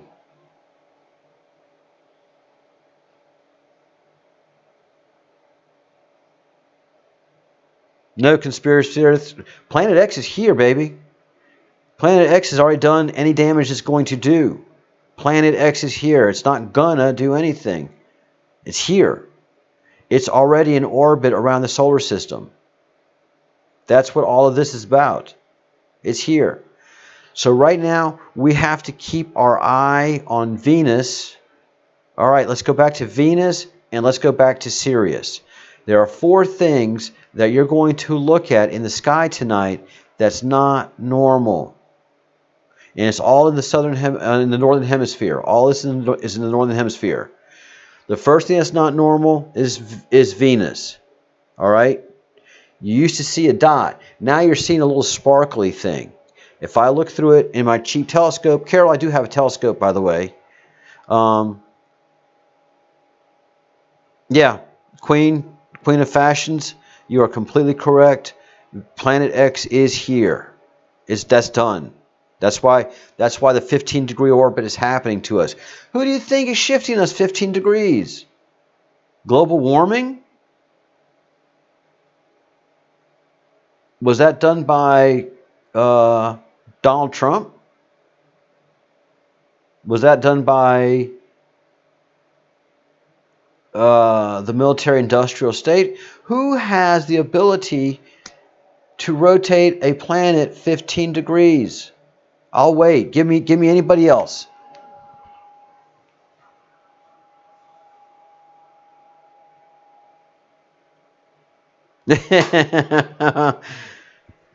Malditos. Maldito conspiracy theorists. Curse those conspiracy theorists. Space Force did it, Doreen. Brilliant. So yeah, the only group of people that I know that can move around planets is the people from Planet X, Planet 9. So they're already here. They're doing pre-show right now. This is all pre-show. The ETs cannot. No, the ETs cannot rotate a planet. The ETs do not have the ability. They do not have the ability to planet form. This is beyond their capacity. The ETs, the extraterrestrials, the people that that Donald Trump said that we can see and that they're there, that he had to acknowledge. I know that had to be such a moment for him. No, sir, Mr. President, they're real. How can that be? How can that be? How can we keep that from the people, sir? We've told them 2 times already in the past 6 months that UFOs are real. That hasn't even the nerds haven't even picked it up. So Yeah, they're not going to pay attention to you. So we need to, for certain reasons, we need to, for you to acknowledge a press release when it comes out from the Pentagon, from the U.S. Navy, saying that these 3 videos are authentic and that they're not manipulated and they're produced by the Navy and they were leaked. Do you have to say you believe in them, sir? No, sir, you really don't. You can retain your facade. You know, you don't have to wreck your reputation. You don't have to sit there in front of that angry mob of press and say, yes, I believe in ETs. Okay, Carol, then we're like that. All right, all right. If you want, if we're talking about the Anunnaki being the ETs, then yes, we're like that. That's clarification language. But no, sir, Mr. President, you don't have to be that guy. You can just say that the Pentagon is doing this. That's the Navy. You don't have to be the UFO president. No, sir. We understand you have enough on your PR plate. Yes, sir. But they're real. So he gets up there in a press briefing in front of that Donald Trump hating media, and somebody gets pushed to ask him the question, because none of those people in that press want to go anywhere near the ETs. They don't want to go anywhere near the UFOs, and that is a credibility destroyer for anybody in the press corps if they even bring up the UFOs, the spaceships, the saucers, the flying saucers. So someone in the intelligence agency pretty had to say, look, I've done a lot for you in these leaks. I've helped you in your career greatly. So can you please ask the president this question, because this information has to get out there. Who's it getting out there for?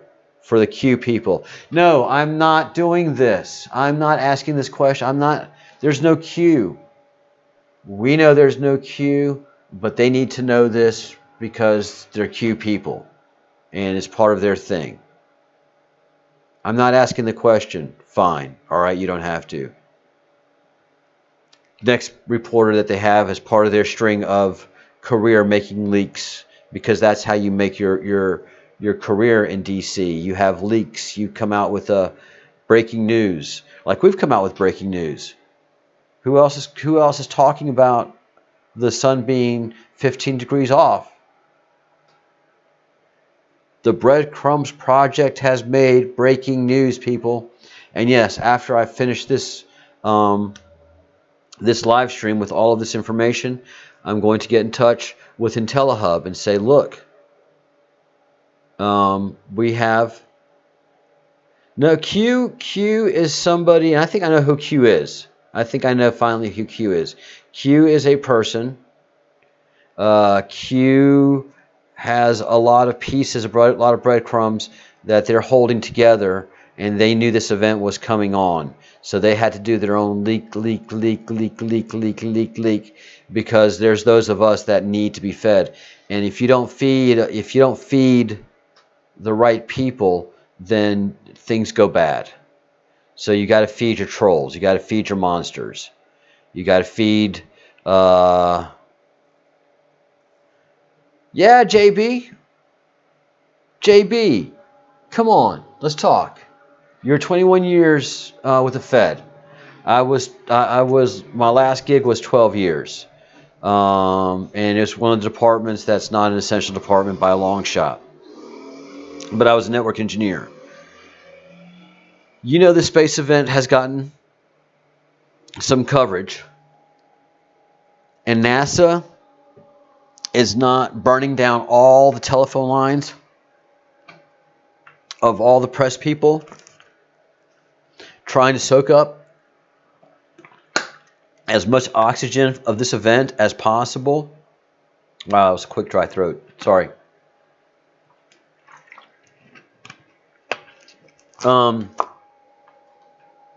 Yeah, no, this event should be NASA JPL gold. They should be raking in budgetary earmarks galore for this. We know Hubble was looking at Atlas for a long time, and we got three grainy, crappy poorly produced pictures from Hubble of Atlas, they keep telling us that Atlas is nothing but dust and debris. So all the professional astronomers tell us it's dust and debris. Ray from Ray's Astrophotography has to keep telling people that it's dust and debris. He can't explain why it's at least a magnitude 7 right now, but he can see it himself with his own eyes, so he knows it's at least a magnitude 4 or 5. So yeah, so it's all power tools. All that stuff's gonna have a little bit of suffering. So anyways, do you know any of y'all that have been in government for a long time that you can, Robert, you can redact, but you can't hide. That is right. That is absolutely true. Do you know that the way the government works is as much attention from the press as you're going to get is as much money as you're going to get, and the cash and trade in DC is information, and so the information that you trade in DC is a make or break thing, as we've seen what happened with General Flynn. They tried to break him, but Donald Trump has enough experience in all this that he could stand in the breach. Donald Trump stood in the breach and took all that fire for that inside interstate that controls the questions. So that first press person wouldn't do it because the controller, the leaker said the Q. All right. Q can't be mentioned. Next person. All right, I've helped make your career. Next reporter. You have to ask this question about UFOs. I'm not asking a question about UFOs. Yes, you are. Because what I have on you, turn on the light here, what I have on you is so ugly. And if your husband finds out, oh no, you're not going to do the husband. Yeah, if your husband finds out about this or your boyfriend finds out about that, then there's going to be trouble. And it's so let's not do this. Let's not dance that dance. And so, yeah, you know, that someone asked that question and the president gave a perfect answer. Yes, those videos are authentic. Are they real? I don't think they're real. Donald Trump doesn't have to put himself out there. But if they are real, that's something. So those guys, that the spaceship people, the UFO people, they are not the ones that they're not the ones that tilt the planet. They're just checking things out. The spaceships and all that we've seen and the stuff that's leaked, they're just curious. They're interested. We're very, very, very curious creatures to an intergalactic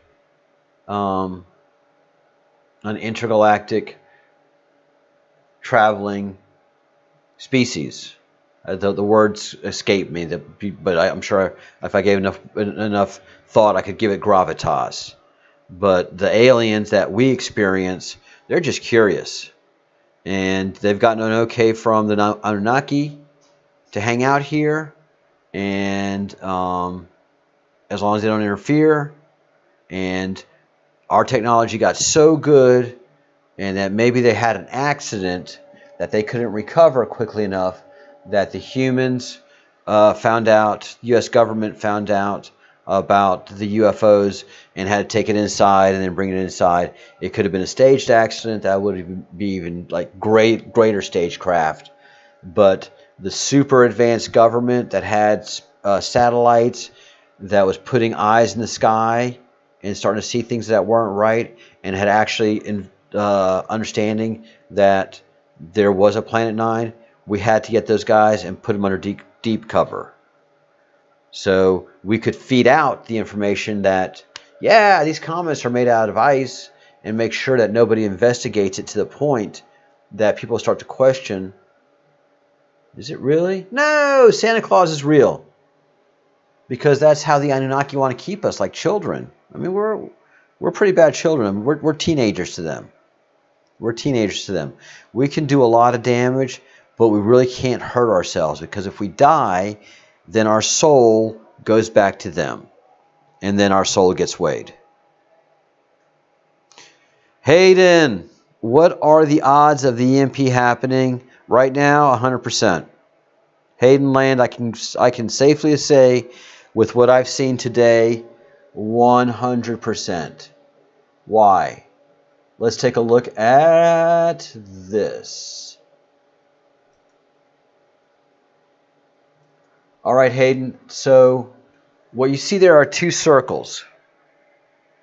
And to cut to the chase, and you'll have to watch the beginning of the video because I'm not going to bore the entire group of people that have been here for 2 hours now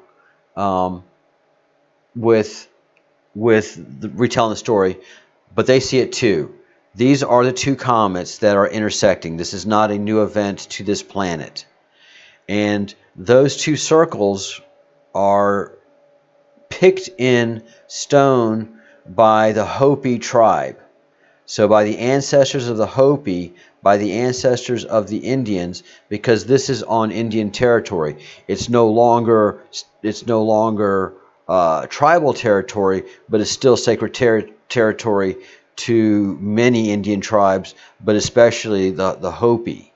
And these two circles, you see these around the world. And these two circles have a connectivity of line between them. And that connectivity of line is called a Birkeland current. It is a Birkeland current. It is the basic static discharge that you see when somebody builds up static electricity and they charge you. That is a Birkeland current. Lightning is basically a big, badass, serious Birkeland current. All right, are we good?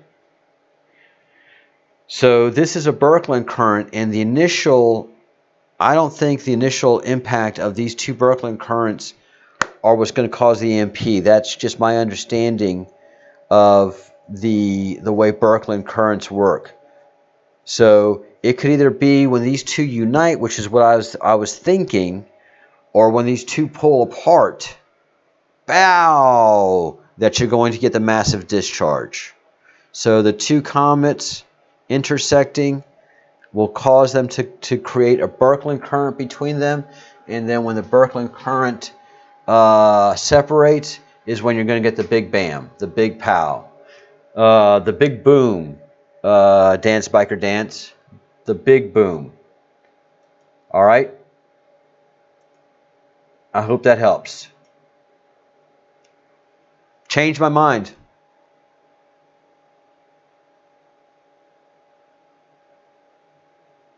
Don't be scared. No, none of us are going to die, Hayden. This is a very controlled event. Hayden, the sun is 15 degrees off its axis. So you see the sun setting tonight? Hayden, where are you, by the way? And you don't have to tell me if you don't want to. But are you in the United States? Yeah, cool, Dance. Are you in the United States? Because you already should be scared shitless, because the planet is 15 degrees off of its known axis.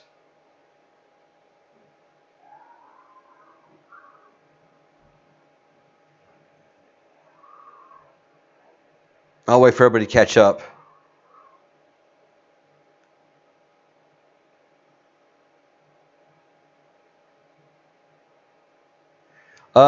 Protobe, the Grand Canyon. All right, we'll change gears here. Let's talk about the Grand Canyon. No, the Grand Canyon is not the result of the Colorado River. It is a result of the Great Flood. So that was carved out of the Great Flood. Before I moved here to Spain, I lived in Oakland, California. And so I used to go on walks in the hills of Oakland. And the hills of Oakland are created by river rock. It's all rolled river rock. So if you dig in the Oakland Hills anywhere, it's rolled river rock, but you're high up there. You're overlooking San Francisco, the San Francisco Bay. And so basically, a lot of what was pushed in the Great Flood, the Noah flood, was pushed. Oh, Hayden, you're in the UK. You're okay, baby. I'm in Spain. I'm not worried, and I understand completely what's happening. So the Noah event caused the melt, the melt of the ice pack that covered Canada and most of North America to melt. And so that great melting of the ice cap dug out the Badlands, and part of it is just a rush of water. And it wasn't but a week to 2 week event. This was not a prolonged event. This went through, hey, there's a lot of UK people here. Welcome, mates. It's getting late for our hour, isn't it? So the melting of the ice pack created the Badlands and the Scablands of the Midwest, and you can see the rolling hills, the massive rolling hills of that are the Badlands, where the water has created. And if you go, and if you've driven, and I've driven it, and I was like, oh my God, these are rolling hills. Before I knew it, what I was seeing, I knew I was seeing part of a Great Basin, and I knew I was seeing water that was land that was sculpted out by water, that by great watery movement. And then I started turning on to Randall Carlson, and then through Randall Carlson I got turned on to Graham Hancock. I always thought Graham Hancock was a big loony. I couldn't stand to listen to him for. If I went 3 minutes listening to Graham Hancock, that would have been world record. But listening to Graham, listening to Randall, so much of my eyes began to open. And I actually have had to apologize personally, in no way that Graham will ever know, for thinking he was a loon for roughly 20 years. And now I am a great follower of his. And I'm not saying follow. I follow her, yeah, because anything he writes, I read. His fiction is brilliant. If you want to read or do an audiobook of great fiction, just all of Graham Hancock's books are just so well written. I mean, he in many ways is the great bard of our time. He's the great Shakespeare of our time. So, you're welcome, Hayden. Take care. Bye-bye. You're going to be okay. We're doing this every day. We're doing this every day, starting at 1 o'clock Eastern Time. Thank you. Yeah, Bizarre Man. That was, that was a bitter pill to swallow. You know, that's one of those emotional and mental breakthroughs. One of those humble points that you have to say, well, my fundamental belief was wrong. And that's where I went from being a good, wonderful Catholic, a church-going, never reading the Bible Catholic, to a Catholic who dared read the Bible and said, oh, man, my faith is Jewish. My faith is Jewish, and I'm not an observant Jew. Christ didn't create this planet. God did. Or gods. Something did it. But Christ was just a great messenger along the way. Wow, man. So that's a big spiritual breakthrough. To keep, especially like in the yoga tradition, in any tradition, if you just keep reasserting your own faith and not acknowledging and understanding the faith of the other faiths of the great world, then how can you truly begin to understand God? Go ahead, Hayden. Sorry, go. You have the floor. No, nothing else until I hear from Hayden. No more pontificating. Cars are good. If your car is not running during the event, then you're all right. And you'll have an event. No, don't make a Faraday cage for the car. The car's going to be fine. As long as it's not running, it's fine. If the car is not running, it's fine. All cars are able to withstand an EMP. This is going to be a weak EMP event. This is not going to be a heavy-duty one, all right? This is enough just to knock out basic electronics. This is not designed to knock out power systems or power grids. Question and answer time.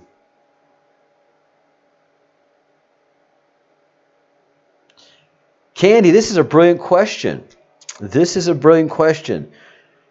And I'm not going to make fun of you because we're just having so many breakthroughs intellectually that this is a great question. For some people, it's going to be day, and some people, it's going to be night.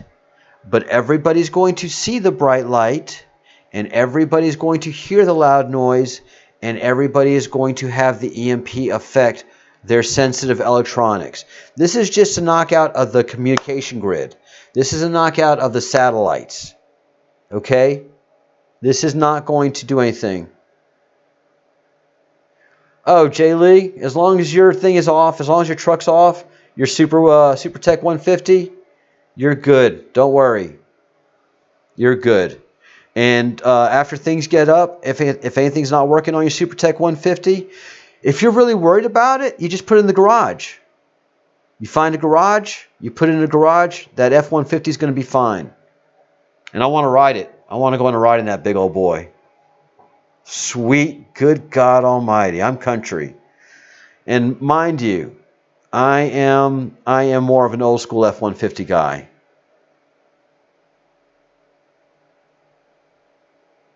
What? No, this is not.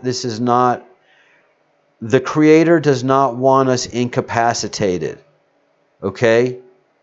The Creator just wants to get our attention for a little while, and then all of the infrastructure will come back online. He wants us safe and healthy, okay? He wants us safe and healthy. Let me say this again. Do you know if any event in the next few weeks will badly affect the UK and potentially kill me? No, I can say without a shadow of a doubt that no potential effects will kill you. I'm guessing you're pretty young, so you're okay with the COVID-19. You're going to be all right. This event will start. This event will start the 23rd, and all it's going to be is a little bump, and all it's going to do is take out sensitive electronics, like your iPhone, if you have it on and not protected, and certainly all the satellites. But this is not a life ending. You will not even notice it. You're just going to see a light, and then you hear noise. And then if you're in a car driving, boom. No death. Sorry, Hayden. Come back tomorrow. I do this every day.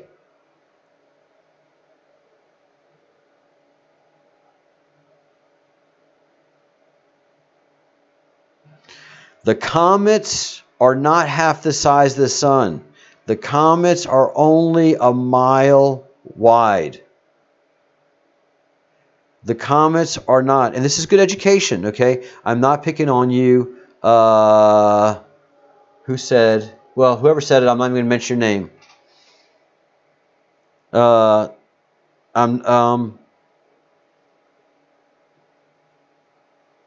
stock market will not crash. The stock market will go dark for a couple of weeks until it can restart. And then it restarts at the same level that it was. And then everybody's going to have to get the economies going again. The Creator's going to tell us, look, I helped create this economy. This economy is what I created. I created you. I put everything in place so that you would have an economy. This has to start up again. These companies have value. The people that created these companies, these are my people. they're Catholic, they're Muslim, they're Indian. So the creator is going to make sure that the stock market restarts again. But we're just not going to have the negativity. We're going to know there's a creator. No, we don't need a global reset. No. No, because the creator had this in plan. This creator had this in mind. Well, no. In a week, we're going to have an EMP. Conspiracy realists. Of course we can go on debt. Oh, look, I am a physical conservative. But the debt we create is consistent with our wealth, is commensurate with our wealth. Now we have countries that are 100% of their GDP. But look, we're going to have an epic event in 6 days. But it's not going to be a reset. It's just going to be a nice modification where evil is going to go away. And we still have to work. We still have to have, we still poop. We still eat. We still poop. We still eat. So that whole system of pooping and eating is not going away. So we are going to still have to have sewage systems. We are still going to have farms. We are still going to have a substructure that is functional after the bump. It's just a bump, guys. It's just a bump. Conspiracy realists, yes, money has always been. Gold is the value you give it. Diamonds are the value you give it. There's no such thing. Gold and paper have the same value. Whatever value you give it is what moves the market.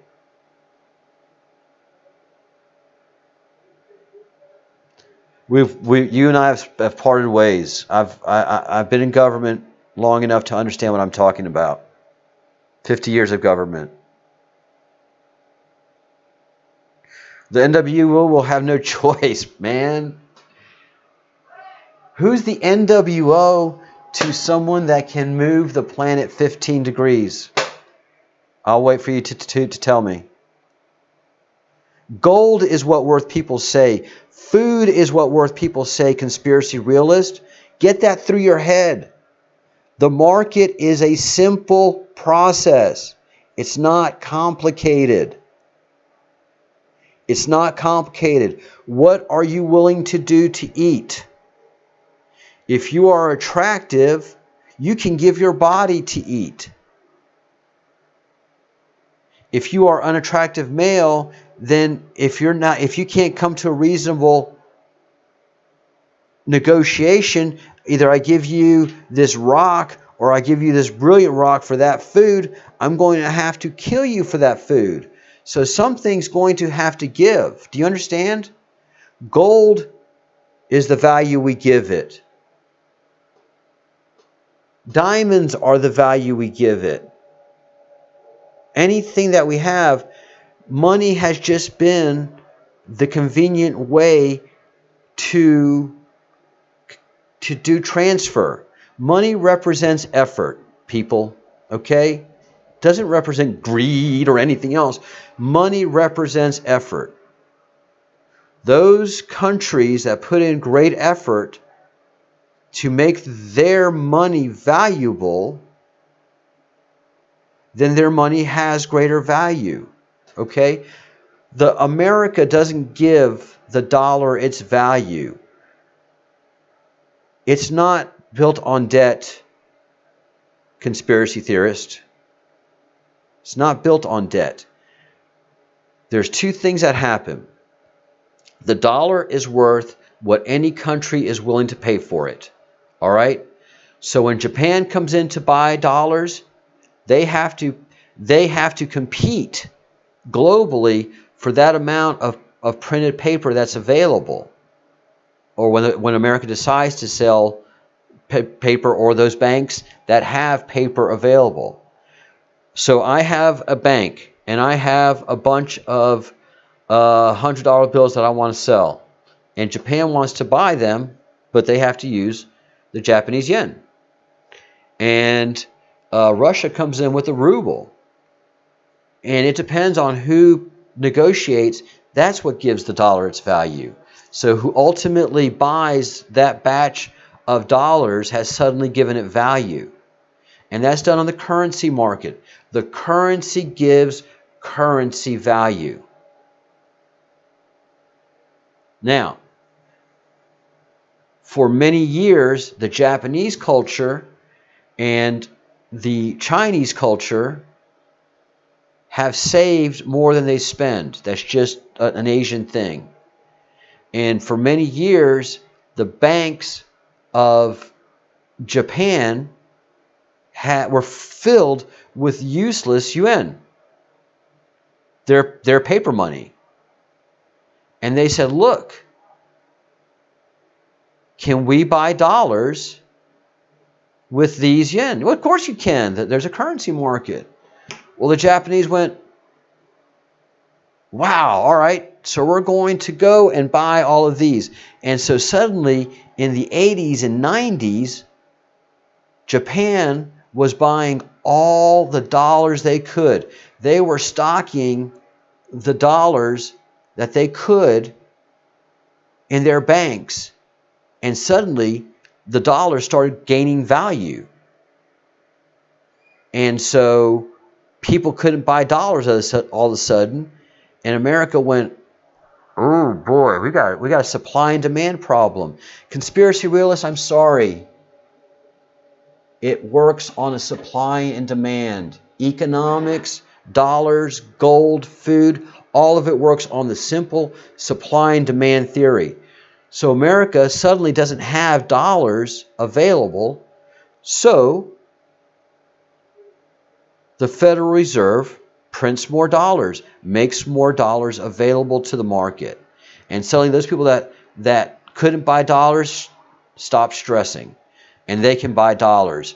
And that gives their currency strength because they have a bunch of dollars that represent their currency. And America suddenly has a bunch of money that's debt, but they have to print money to make it available in the supply chain. We had to go off the gold standard, JB, in 1933. We had no choice.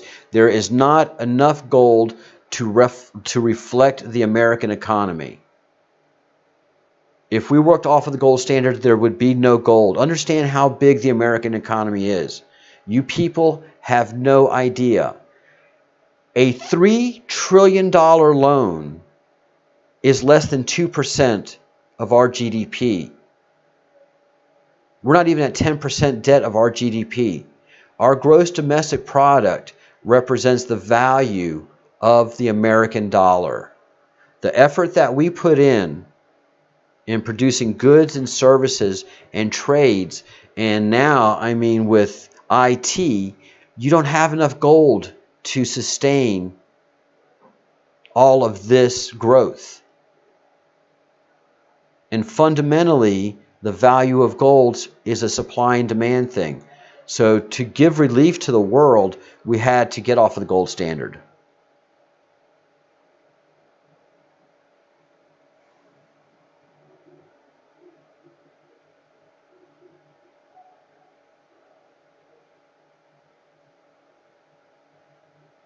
Oh yeah, there's a lot of manipulation. Man, if you're making the world move 15 effing degrees and not have the planet freak out,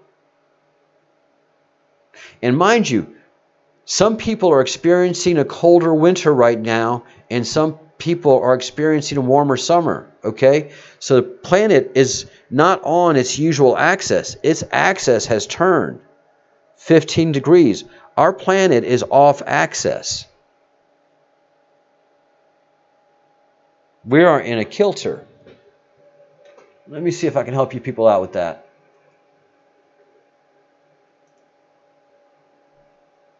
Where are you going to open? Oh, where did I leave you? Where did I leave you?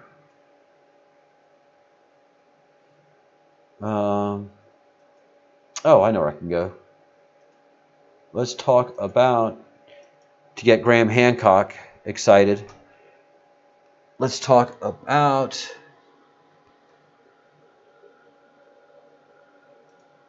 the great years. Who knows what a great year is? Put it in the comment section while I look up a great year. And that's not a good graphic.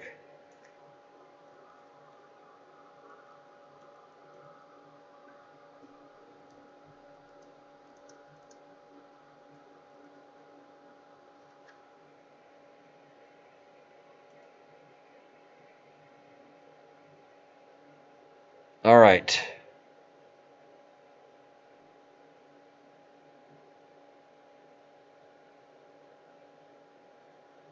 This is excellent. All right.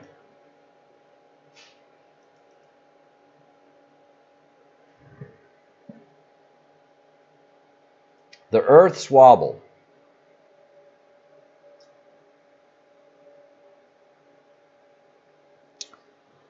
All right. Let's bring this graphic up.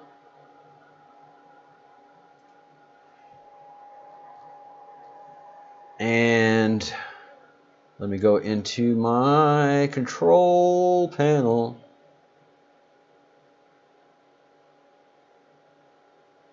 Bring that up. And here for you to see. All right. So our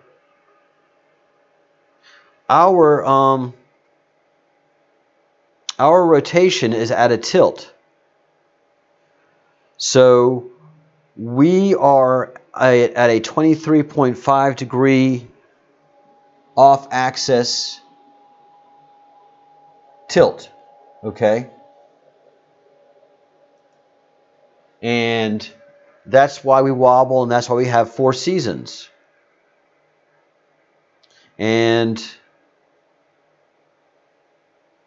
roughly takes 27,000 years to do a full grand year, a precession of the Earth, a precession where we go through all 12 constellations. Right now we are in the age of Aquarius. Age of Aquarius. Aquarius. I'm not going to do it to you. So we see Polaris here. That is the polar star. And the only reason that is the polar star is because the Earth is always circulating and the North Pole is always looking at that star. But that star is going to go away. 13,000 years from now, Vega is going to be the northern star. Okay? But something's happened. This 23.5 degree tilt has lost 15 degrees.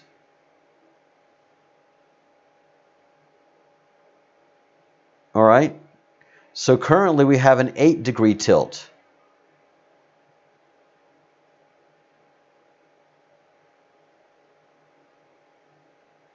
Now that could affect global warming.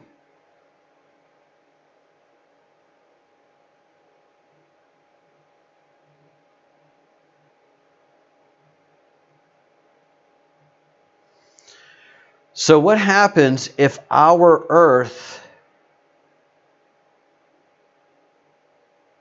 no longer has the tilt? Then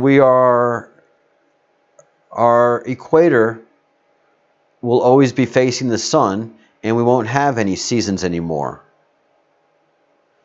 The North Pole and the South Pole will start to gradually accumulate more ice as they did during the Ice Age, because it was never ever snowball Earth. What happens is the equator always is facing the sun, so those equatorial lands will be just perfect.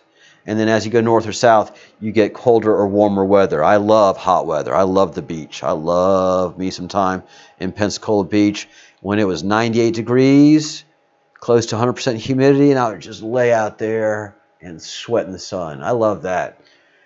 80% of y'all will be like, what? Oh no.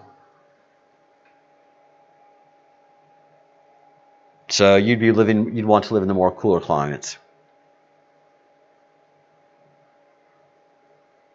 No, Doreen.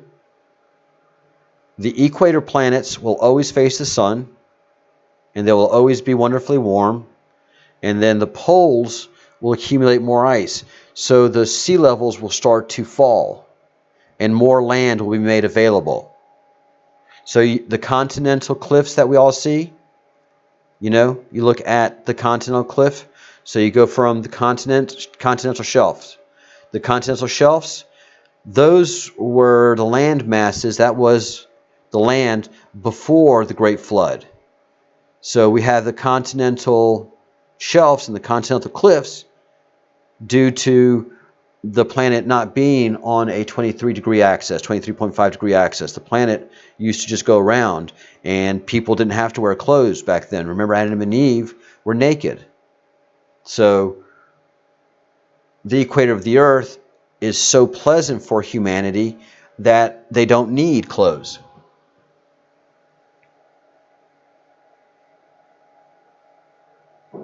But they ate from the fruit of the tree of knowledge. And that's all it is. That's all good and evil is knowledge. You know good, you know evil, you can make a decision. The second they ate from that tree of good and knowledge, they knew they were naked. The first thing they did was sew loincloths to hide their nudity. And the first question God asked, because he came through the garden, that they cared for, and he cared for them, and there was love there was true love, and they had unconditional love for their creator. A dog doesn't know good or evil. A cat knows good and evil. Cats are evil. But a dog has unconditional love. Doesn't know good or evil. They're just happy. That's how we were before we became knowledgeable. Once a dog becomes knowledgeable of good and evil, I don't have to hang around you. I can go get my own food. Later, loser. No, don't tell me what to do. But if I don't know good or evil and I'm dependent on you for care, that happens. Well, the first thing that happened and look it up, prove me wrong. Y'all can look up, if you don't have a Bible in your house, if you don't have a Torah in your house, then the internet is full of Torah. The first thing that happened after Adam and Eve ate from the tree of knowledge, they knew nakedness. The second thing that happened, God came walking through the Garden of Eden, which is between the Tigris and the Euphrates River. This is a real place. This is not hokey pokey made up place. This is the real deal. And as God came through the garden, he'd expect them to come running. Hey, God, it's good to see you. Oh, God, Adam, it's great to see you. Eve, how are you two doing? We're happy. We can talk to animals. They can talk to us. We care for everything. Is the garden beautiful, God? Of course. Of course the garden is beautiful. Why wouldn't it be? You care for it. I love you. I love you. We love you, God. Unconditionally. God, how does that make you feel when a dog loves you unconditionally? So humans love their God unconditionally, but suddenly they were tempted to eat of the tree of good and knowledge, of good and evil. The tree of knowledge is all good and evil is just knowledge. And you have carnal knowledge. You have carnal knowledge. You know sex. You know good. You know evil. And so they're like, oh, shit. God is going to be pissed. He is going to smite us. We ate of the tree. Hide! And if you can imagine hobbits, innocent hobbits hiding, well, that's how you can think of these two hiding from God. And God's like, oh, why are you hiding? We are scared because you could see us that we were naked. How do you know you're naked? You ate of the tree of knowledge. Who did that? And the snake is represented throughout all of ancient history. It's not an evil representation until that moment that God said, oh, snake, I'm going to program their DNA to hate you. And 99% of people, except for some freaks, hate snakes. Loathe the snake. So the snake's cursed. That's just the one being, the one thing that's cursed throughout humanity. The one creature that we don't even hate murder hornets, but snakes we freak out. Programmed, done. And then things just got worse from there. He didn't kill them. He loved them. But now they know good and evil. And he can't reverse that because it's not going to be the same. So he had to expel them. He had to teach them how to farm. He had to create farming. He had to create crops for them to farm. He had to create cattle and sheep for them to herd. So all that stuff was coming out of the Garden of Eden. He's like, man, this sucks. It was all so good. Now I got to do all this stuff. And they got to work so hard. Yeah, you work hard.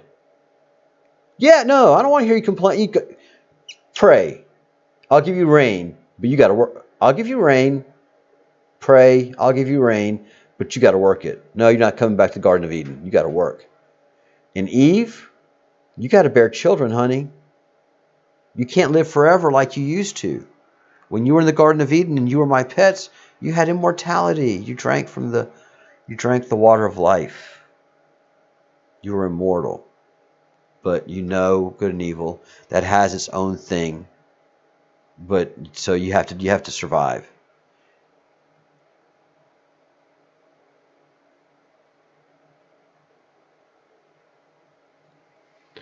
All right. So this is going on for 3 hours, guys.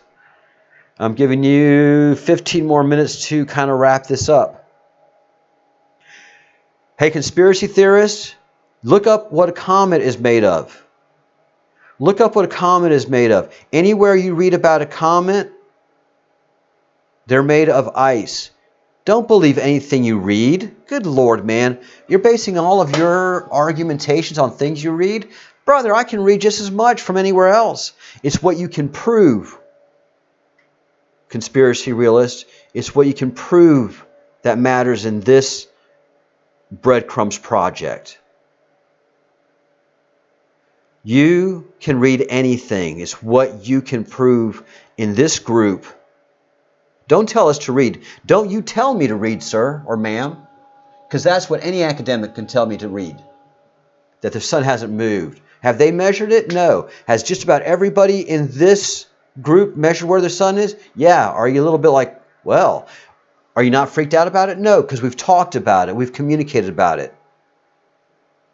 You bring proof. You don't bring a bunch of words. Words are cheap.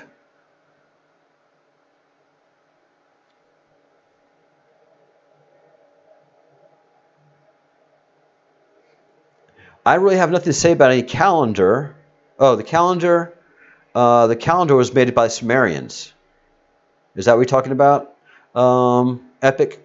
Who made the calendar? The Sumerians. Who made the Sumerians? Well, the Sumerians had the ziggurats. The ziggurats were where the gods were. And the gods delivered the calendar and everything that we know to the Sumerians. Our time system is the 60-minute hour is based on the Sumerian. The 60-second the 60-second minute is based on Sumerians. The 60-minute hour is based on Sumerian. The 24-hour day is based on the Sumerians. The roughly 30-day month was based on the Sumerian calendar. The everything that we do, that we base our society on, fundamentals, was by the Sumerians. All right.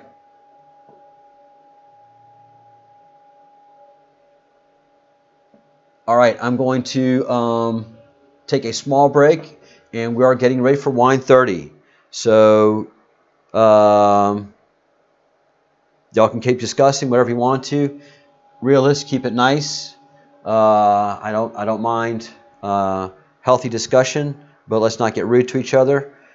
And I'm going to leave the precessional thing up so y'all can wrap your head around what's happening. That 23 degree, that 23 degrees is no longer 23 degrees. It's roughly 8 or 9 degrees. put that in your pipe and smoke it for a little bit. I will be right back.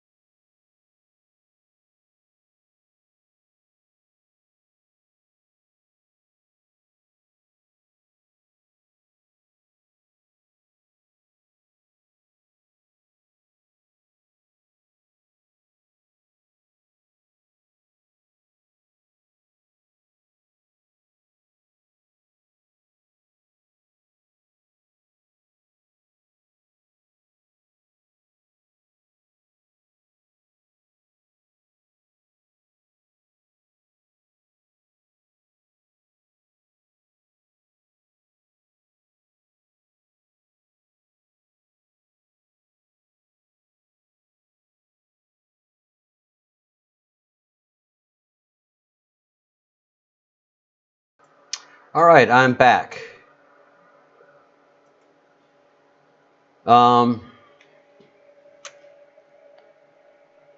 All right. So I really don't have much more to offer except this, that we are focusing as a project, myself, on the fact that we have an 8-degree shift in the Earth, and we no longer have a 23.5 degree shift. So I'm going to leave this up for a while. And who wants to be a moderator? Epic, do you want to be a moderator? And that basically means, nah. I'm not going to make anybody a moderator right now because everybody is, I'm not going to put that heaviness on anybody. Everybody's being pretty nice in the comment thread. But I have to go check the sun right now on my solstice point, so I've got to go, and then I got to eat. But I will leave the comment threads open. Y'all are being very nice. And then if, all right. Guess what, Epic? You are now a moderator. All right, you're a moderator of this chat. The line is open. I'm going to go check the sunset, which is doing it for me right now, for my solstice point. I haven't had a chance to do that yet because I've always been on the stream. And then I will be back, and I will do wine 30 so I can start preparing dinner. We can talk about a crianza and a cosecha again, because it's not the first time that you get exposed to something that you learn it. You have to keep getting exposed and exposed and exposed. I'm going to stick around. I'm coming back. I'm not going anywhere. I'm not going, guys. I'm not leaving. I'm not leaving. I'm just going to go check this. I'll be back. We still have to do wine 30. People, come on. This is research. So just because I have to go do something else and research something else doesn't mean we're breaking protocol here. I'm a man of protocol. Facts. Wine is a fact. Cosecha is a fact. Crianza is a fact. We have to talk about it. We have to do a toast. I mean, come on. All right, so I'll be back. Epic, keep an eye on things. Fuck, I'll cook with that wine? The hell, I can cook with butter. I can cook with grease. I mean, I'll splash some cheap wine on something. Yes, I will cook with wine, but it hurts, man. I'll put brandy on it before I throw some wine on there. Oh God, here come the brandy people. Jeez. All right, guys, I love y'all very much. By the way, okay. Thank you so much for entertaining these thoughts. We have breaking news as a team. I want you to think about that. The Breadcrumbs Project has breaking news that no one else has spoken of. We have a factual breaking news that we have measured a 15-degree tilt removal from our planet. And we are predicting, as a project should, as a research project should, an EMP. All right? So we have done two very important things in my view. And number three, if nothing does happen as a project, we should ask NASA for proof of their established belief that, that comets are made of ice. All right? So I'll be right back, guys.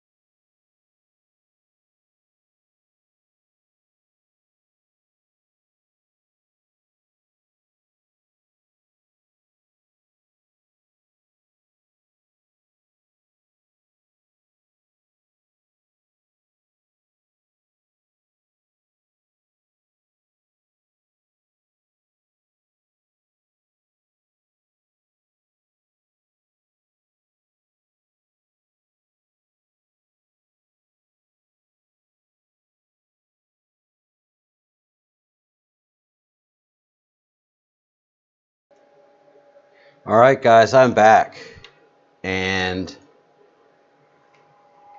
I gotta tell you, I cannot believe what I saw, and I'm not being dramatic. And all right, so if you can imagine, my solstice markers, which are long-standing because this is Celtic, I have my 2 solstice markers, or my 2 sun markers. We have the solstice and the equinox. So we're going into the summer solstice. So the sun should be between these 2 points. Here is the equinox, where the sun, that's the farthest point that it sets during the winter. And then the journey happens, and then boom, this is where it goes in the summer, the longest day of the summer right here, the summer equinox. The sun is over here. It has nothing to do with these 2 points. So it's definitely 10 degrees off of the equinox and roughly 5 degrees from here. It's here. I've never seen it there.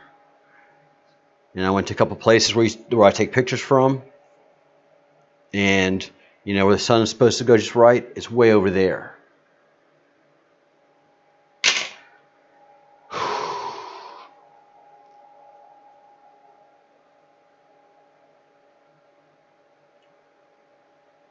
So there's that.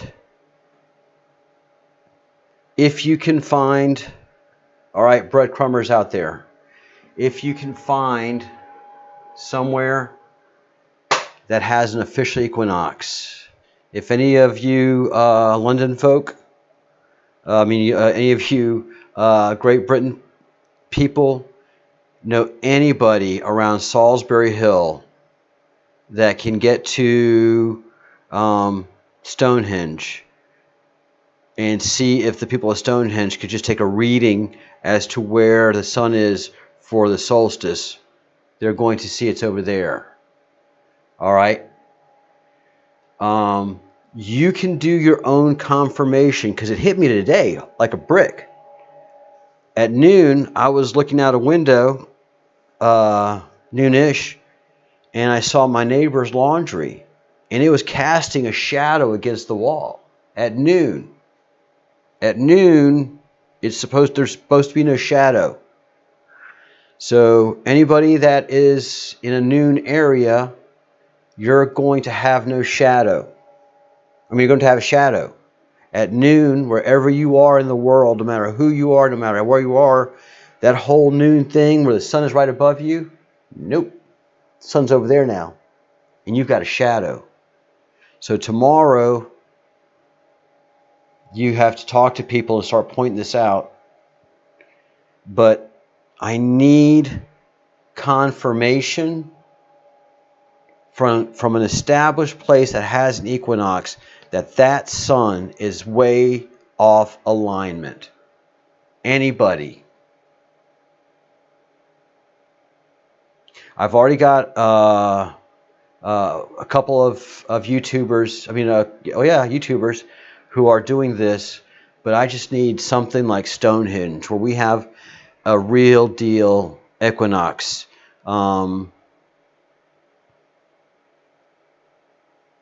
Equinox tradition.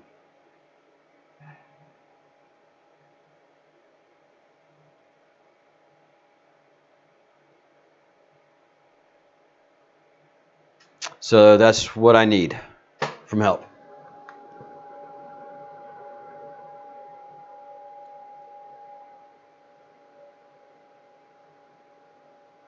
JB, it's way north everywhere. The sun, it's not just me. The sun can't be 15 degrees off of where it's supposed to be in these 2 lines. It's over here. So it's way off for everybody. every single human being on this planet is seeing the sun differently. Some notice that something's not right, but they're not paying attention. It just hit me like a thunderbolt. I can't tell anybody here. It would freak this village out.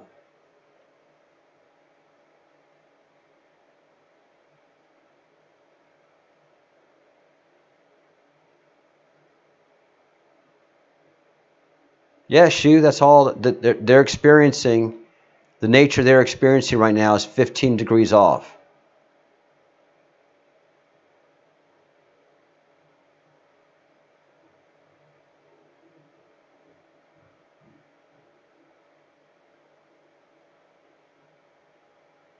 They're probably not even supposed to be there right now, frankly.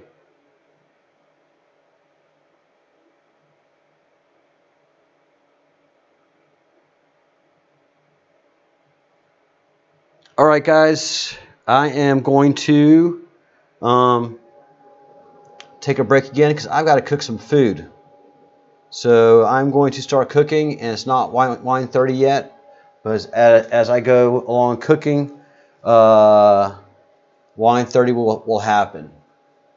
So I just need to makes you wonder if the birds are getting lost. Yes, the birds are lost. Epic. They use magnets and stars day and night in the sun. Birds are completely lost. This is messing them up. If you want to talk about somebody that's suffering and hurting, it is the birds. All right. Going on mute. Talks amongst yourselves. Let this sink in that the sun is 15 degrees off axis.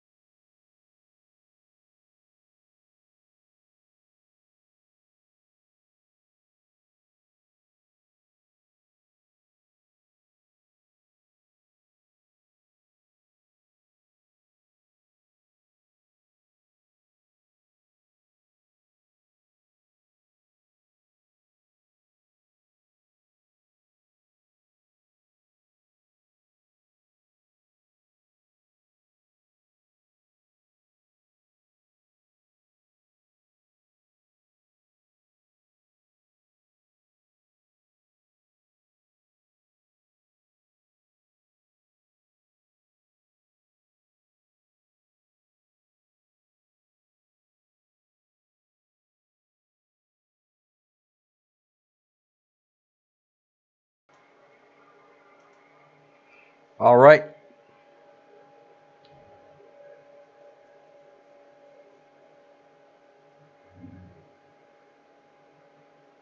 All right, I'll keep the chat open, guys. Seems like we're getting some good conversation going there. And I forgot to bring up the graphic. of where the sun should be and take 15 degrees off of that, and that's where the sun is. All right, I'm going to be doing a little cooking. And Epic, thank you again for moderating. I'll be back shortly, guys. I'm just going to start cooking and then come back.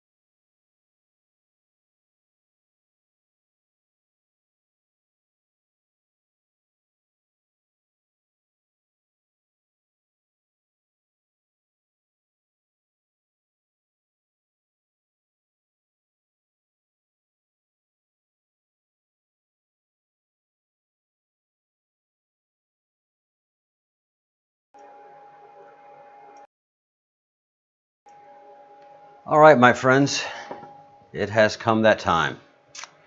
Wine 30. So let me catch up on where we are in the comment thread, if there's anything that I need to comment on. Because right now, everybody just needs to catch up on where we are. I know where we are, intellectually speaking. And everybody kind of has to catch up on the reality of what's happened. Our planet, see what's happening with that planet Saturn up there? That's not happening with our planet anymore. We're not going to have seasons anymore.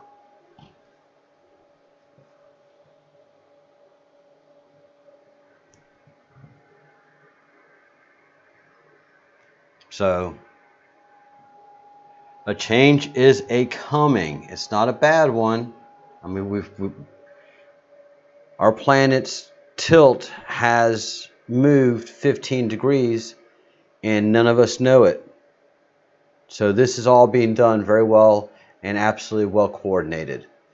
Our next live, for sure, I'll probably do a pop-in before I go to work tomorrow, but definitely at 1 o'clock Eastern will be our next live, and it will go at least 3 hours, but this is late for me.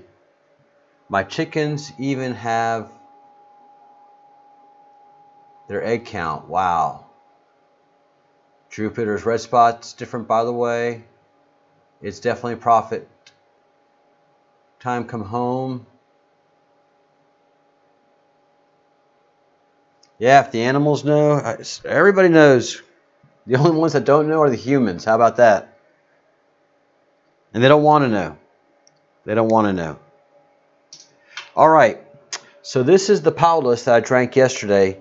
This is really cheap Rioja wine. This is about a $2 chuck. €1.50 for a bottle.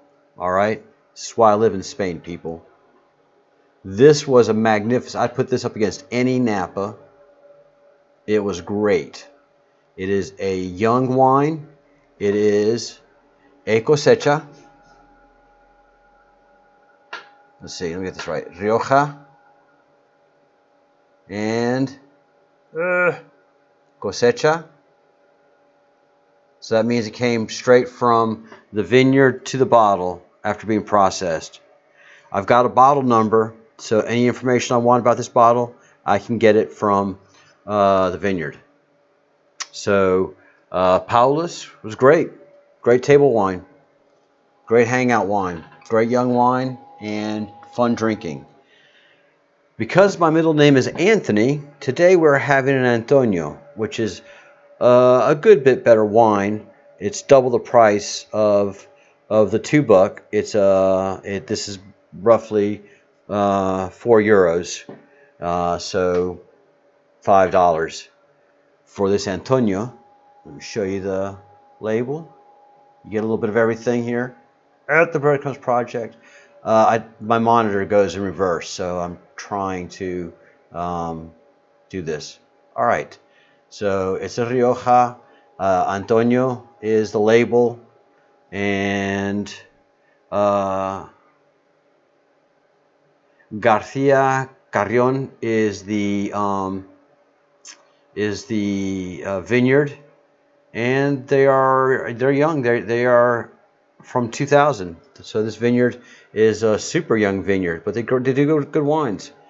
It's do this Rioja, and there's the little hologram. We've been talking about holograms tonight, and as you can see, there's a Crianza. By law, it has been in an oak barrel at least 3 months, and should be in a bodega for 3 months before being released to the public. So this is 2016. This was bottled in 2016. Well, this was not bottled. I don't know when it was bottled, but this was harvested in 2016. This is a 2016 harvest, and it was an oak barrel for at least 3 months. So it is nicely seasoned. All right. And I've always, for everybody, I've been taking the label off, but something you can do with wines is just take the neck line off as well. And sometimes that just makes it easier. And some people like a clean neck. So let's go with that option today with Antonio.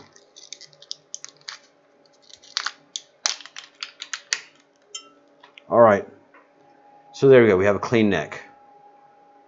And Antonio's good for that because this major lip here, it catches all the drippage.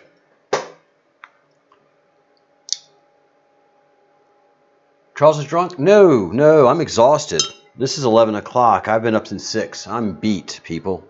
I'm not drunk yet, but I'm getting there. I will get there. Let's see. Yes, Atlas is moving towards the sun. Epic, I will never use a knife to pop a bottle open. I am not that man. I am Dutch. I am drinking beer and smoking weed all day.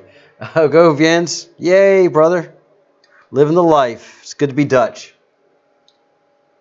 Oh, it's all right. No, we're all grown-ups here.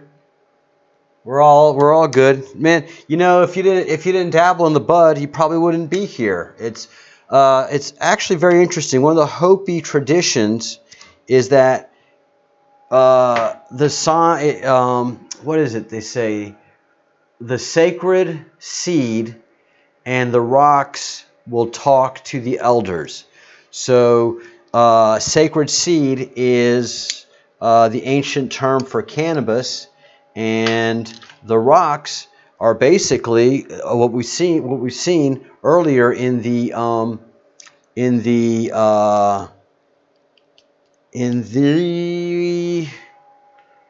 Paleolithic carvings. So the rocks have carvings, and they pass that on through the Hopi tribe to the different generations. So all those carvings in the rocks are used as a way to teach. And another thing that has to happen is an expansion of the brain for you to actually appreciate things out of the norm. The peace pipe was they passed the peace pipe epic, but here's what happened with the peace pipe. It wasn't just getting high. The tradition that the Indians had was, if you answered a question quickly, then you didn't give them any consideration to the question given. That's the Indian tradition. You were not considering the question. So a question asked to an Indian, especially an elder, they may sit silent 5 to 10 minutes and think about the question and all the possible answers. If you're a Time Team fan, one of the greatest things Mick Aston would ever do, rest his soul, and I hope to see him soon and talk his ear off and ask a bunch of questions, is he would think.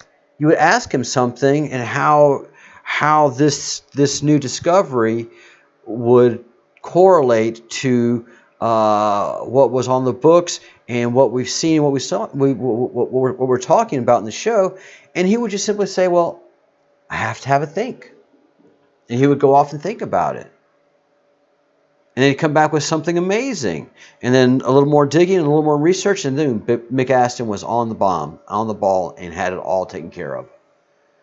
So yeah, Mick Aston's big thing was he had the ability to think. None of the other members of the team could think like Mick or talk like Mick. He was so sweet. So yeah, it's you have to have an expansion of the mind to even have the conversation that any of us in this thread are having. Any of you people that are contributing to the thread and have been hanging on for how long has this been going on? 4 hours now? 4 hours. This conversation has been going on for 4 hours. I'm beat. I like talking, but it's 10:30 where I am, and I'm about to eat. I'm hungry and I'm ready. All right. So, yeah, you have to be, you just don't get open-minded. It doesn't happen. You don't wake up in the morning and go, oh, God, I'm open-minded. Holy shit, it's a process, brothers and sisters. And it's been a 54-year process for me. All right, so about to wind this bad boy up. I think we've done everything. If we're talking about the bud, I think there's no more else to talk about. Let it sink in tonight and today for all of you people that the axis of the planet is gone, and that tomorrow or today, wherever you are, and it's noontime, you're going to see a very long shadow. All right. So this Antonio 2016 is going into my very old way of doing things, my favorite wine cup.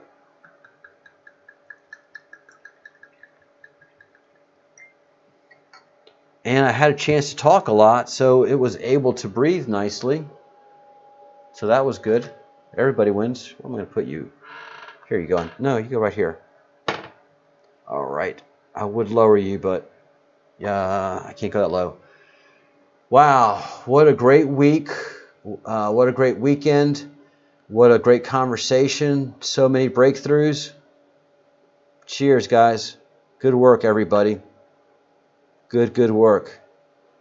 Now the really hard work comes in. After you've done the research and you've proven your case to yourself, now you have to prove it to everybody else. Cheers. Salud. Dinero, amor. Do good things. Think good thoughts. And